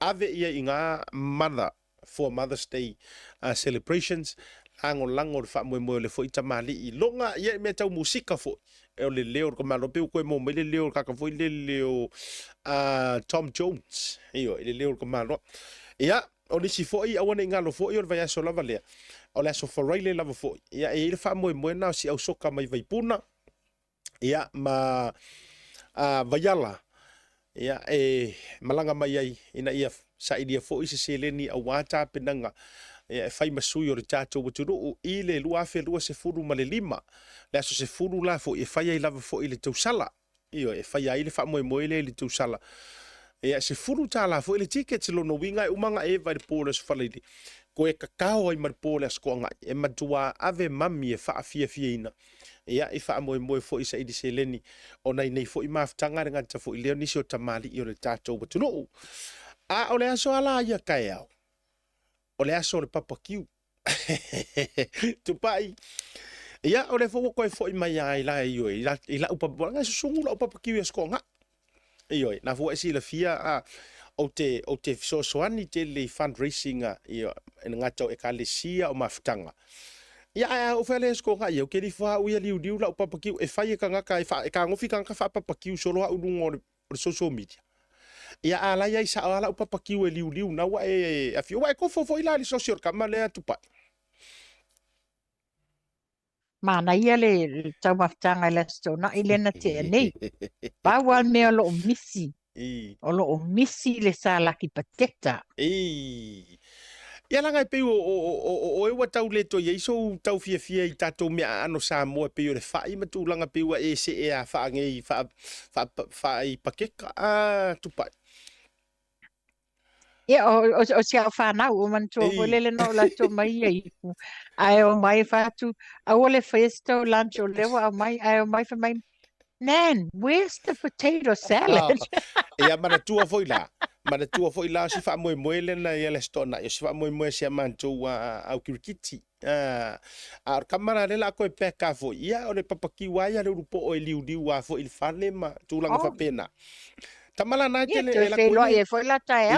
Ia a fa pete la tala mai ma do man rewa ma ngele ia ma to self okilan a ole sila vai nga fa afitai sole wa fa ka wo mo pre order mai ia fa ka papaki wa nai tangata mai fa foto o okilan ai piki nga yo la ko ainga fa afitai ia le nga le leifo ina yo la to ainga tasi fo na me fa ila tau tua nei a fa peke ngo fo ma o ma tua le nei okilan tasi fo ina vai nga fa mapu e le tulanga fo yo le to singa o ma tua ma nei ainga ma tulanga fa pena fele so tau mai nur ko sa mo a fa pe fo io nisi o lo tau fesilingia le tūlanga i ula ye masanging o ula kuat e iai la le au nanga nga ia a si tamali i fo i a saki masio na fletua o lato au nanga ta o le precious lina handmade blessings le lato te sila mai ia e maua so se ko inga ula ale ma na yo nei ula ele nga te mafai na vatu te ula ia ma tau ma te wai la vai lo mo tamrula mo graduations ia celebrations ia po special occasions fo imtulang fa pena ona inga le te oi ia le na fo i o nanga taua ia o tosi sila wa sila ku pa ile mana ia o ula felanu lanu ai pe yang i fresh flowers al mana ia la tama ia wala ngai mo i fere manga ia ma fresh flowers ia umala al tamala le ai e toi fa nga pe ma toi fa nga pe check them on Facebook ia mali tato fa sila nga muli ona la follow level no i fionga tupa i tau runga mai so no finanga o la tau ia tu fasili mai o le tar se fulu lua nei le tale lua 2 p.m.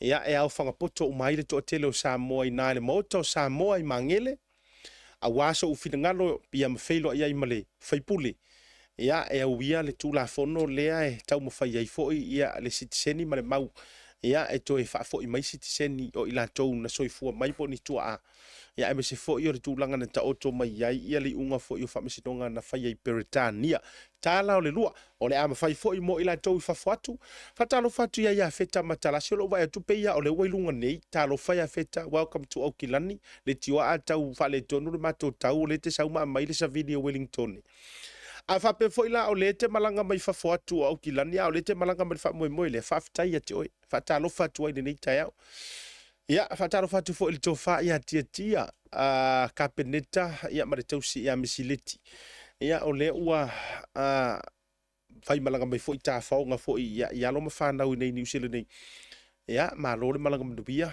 fatalo fatu ia te utomani sina fai malanga mai tonu New Zealand ia fai malie fai le leo to la e le ko vai me wa makanga kau furu le fa sala lau ia tulaga foi o le fainga me alo fai Samoa yes fa mole lango ave lau lango ia e le tauava meaina o le whamoemoe ma le cases o lo loma e mo o mia lava le komiti Samoa tamaitai a Lise Marie ia o le fionga le whaipule e whipule i whaimatasua ma le tō whalio whaatau malama tatou numera ia tu ina tu iluma whaamole mole o tō uma lafo iai le tupe vili mua iai feso tai iai ma whaamanatu iai ia ona lafo le iai o le tupe ia Marie City foi e tau te whisosoani ai i nei vanga uma. Ia, tubai, la votu. Taurunga mai sau noanga on ta wha mawaile. Ne lei whaftai a siata ia. Whamanatu atu pe ona sau noa le fionga ia tuila epa. I le whamanatu o le lato se lautau sanga le maftanga a vele. Yes. Le se lautau sanga le maftanga a le akopa o le a vele Old Boys Association i Long Beach i Amerika ia o lo ieni la e wata penaina ia se taimi na whaeloa mai leo sizes matau ia whapena fo ia na tātou lango ina le whamoe le fo ia onga to tele le malo le atunuu na o tawina ai ia lewa tu la i mai fo le telo min style whainga malo taimi nei ia o sui uma mai le onga le akopa o te fia whatano whaatu se tasi fo i o paanga le lei a siata whai malanga mau mai le fionga ia mua au sa Bert McKenzie from Arizona i Amerika lea na tau nuu lana whainga malanga nei le tai au ia welcome to Aotearoa mua au sa se taimi ta wheiloa i le nei aso ia o le nā whaaftai lau whafonga anga sa mua peona sa ngua le fonga le tai au le fionga ia siata o le aso whapitoa le nei o le press freedom speech, le freedom of speech i tangata whaatu stalama ia o le tūlanga i o le mta upu sa tawaluma le nei aso.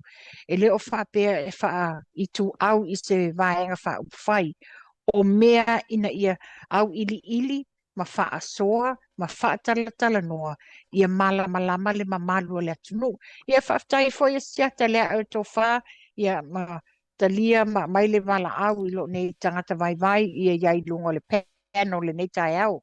Ia Samoa ia tātou titari tonu o tātou umalo o nofu mau i nei au kilani. Tātou te wheiloa i le lua i le uli.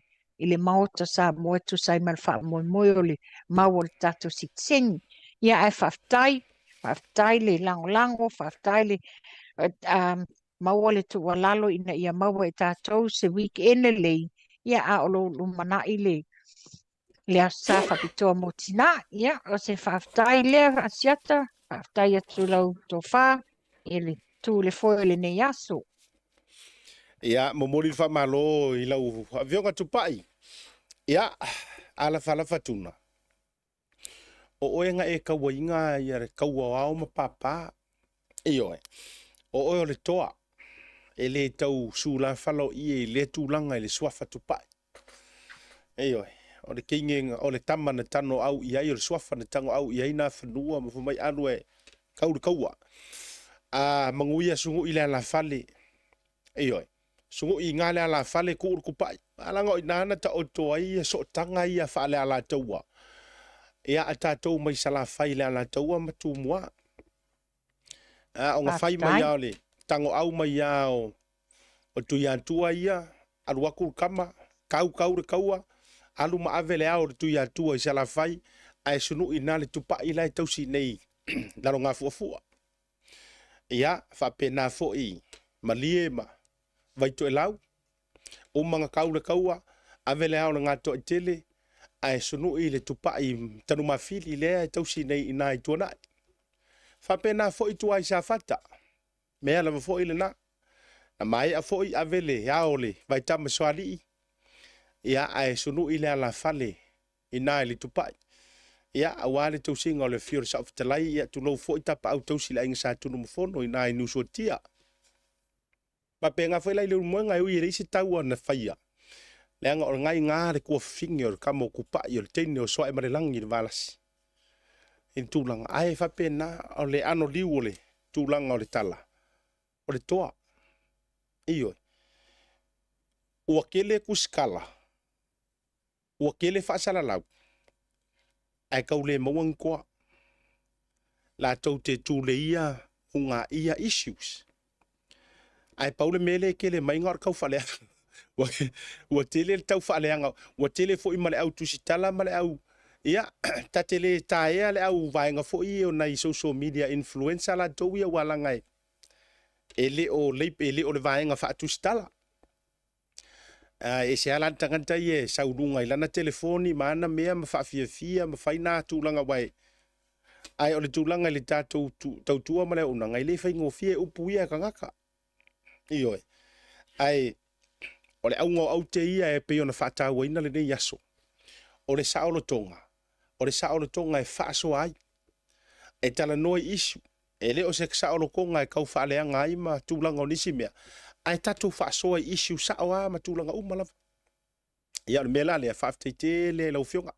E le koe misir kako fsota inga. Ioe.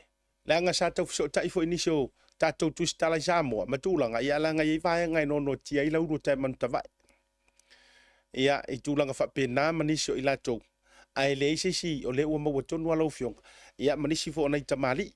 O le a whaopopo mai le vai aso. I le si tatou porkalame. Ia mo ne fiafi. O le ia vaenga o le tai au whaafteite le lava. Ia mo lo whaatasi mai. Ia, to e watu nunga numera ia mo o tau ia to ofisili mai lava mo Samoa e fsoswani. Ia la tu ina tu ilunga tatu numera na. Sila mai iai. Ia, wha mole i uma e fo i koe ki ngā ingala ka messenger, wha mole lava. O le sile tu alalo wha mole. A e fia i loa le le ni wha maunga ma ni wha matalanga. O wha kaikainga le la watu la utala.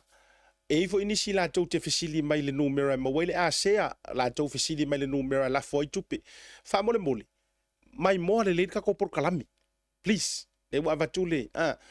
E mawhai fo ia walanga ngai lunga o Facebook ma le YouTube. E ke kangoa fau e da ngai luma se ia maua le information le te mo mia. Ia angusa. Waka le lava kari kere fongi. Ia but only a call to ask. Po ole arengu mela. Wha mole lava.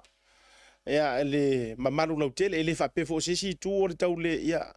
Ta ilo fo ilo pisi ma le tele o lo nofo peto tu sa ma le tele o lo ta pisi e uma lo fo i fa sa o lo fo i o le mo ta sa mo ta pe na tu langa uma wa fa mo nga nei le fiaf nei le uti ia ma le nisio nei tu langa fa pena ai na ona toi fotu atu a e mo mia ni numera pe a fa pe nga sa ua i lau fa fofonga se mata upu po ni fa sala launga a wete toi meri mai a ai alu lungo por kalame e te tangoa o e te sila iai ma e maua i ngā peifo o tātou wha maunga i au watu i lunga.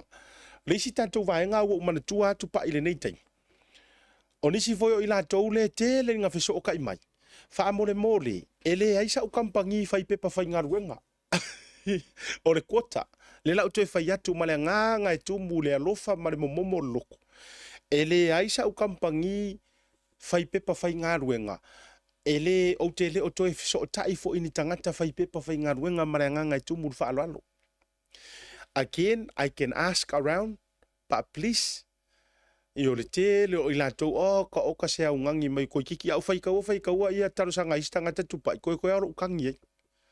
I o i le au ngangi mai pepa whai ngā ruenga, ai mai maa wepe, ai le isaka kampangi. I o e, wha mole ia e mawhai lava ono tau tango fia reach out to mai o tau ainga, se i kausa ilia kuai. O au foi, pe ko a se fulu e na yo teila i sa mua walaki umarse. Ai le o mawhai foi o no maua toi se fisosoani mole nei taimi. Ma nisi foi o ila tau e mawhanawhana le fisota inga le so tanga mau. Ai le o maua hakungi pepa whai ngā ruenga mole ngei kaimi wha mole. Ia ona o le tūlanga foi. Ia o wasu e ngaka. Kasi la lea mea kaunga ave wha fi ngau. Kako fi ngau winga mere la ave ngei lalo. Ave ese ia pepa whai ngā ruenga mare kota. Wala ngor kota ia nga saule amakanga. I rengi pepa whainga ruenga. Kasi la mea tauntoe whaafo i rifi ngaunga lea. Iyo, ave ese ngi pepa whainga ruenga. Ai alaki roa kangaka. Sauro i ngengi usila sau e savalinga ia alo e su elanga pepa whainga ruenga e whaingo fie. Nai lo le tau avatu fua pepa whainga ruenga makausa ilia kunga. Ia matulanga whapena. Uyo lea. Ia tau warunga por klame Samoa ni vanga o le taiao. tatou fei loa i le vai so fou e le tatou tau te ia i le fiafi ai ole ama fai ona oto atu vaenga o le mafutanga le la fai i le mota Samoa e se tā o le lua i le audi ai mo nei vaenga o le tai au ma fatou fatu matupai manuia lava a tiute ma fai vole nei manuia le loa tu le weekend soifua ma ia manuia mo nei tai au Soifua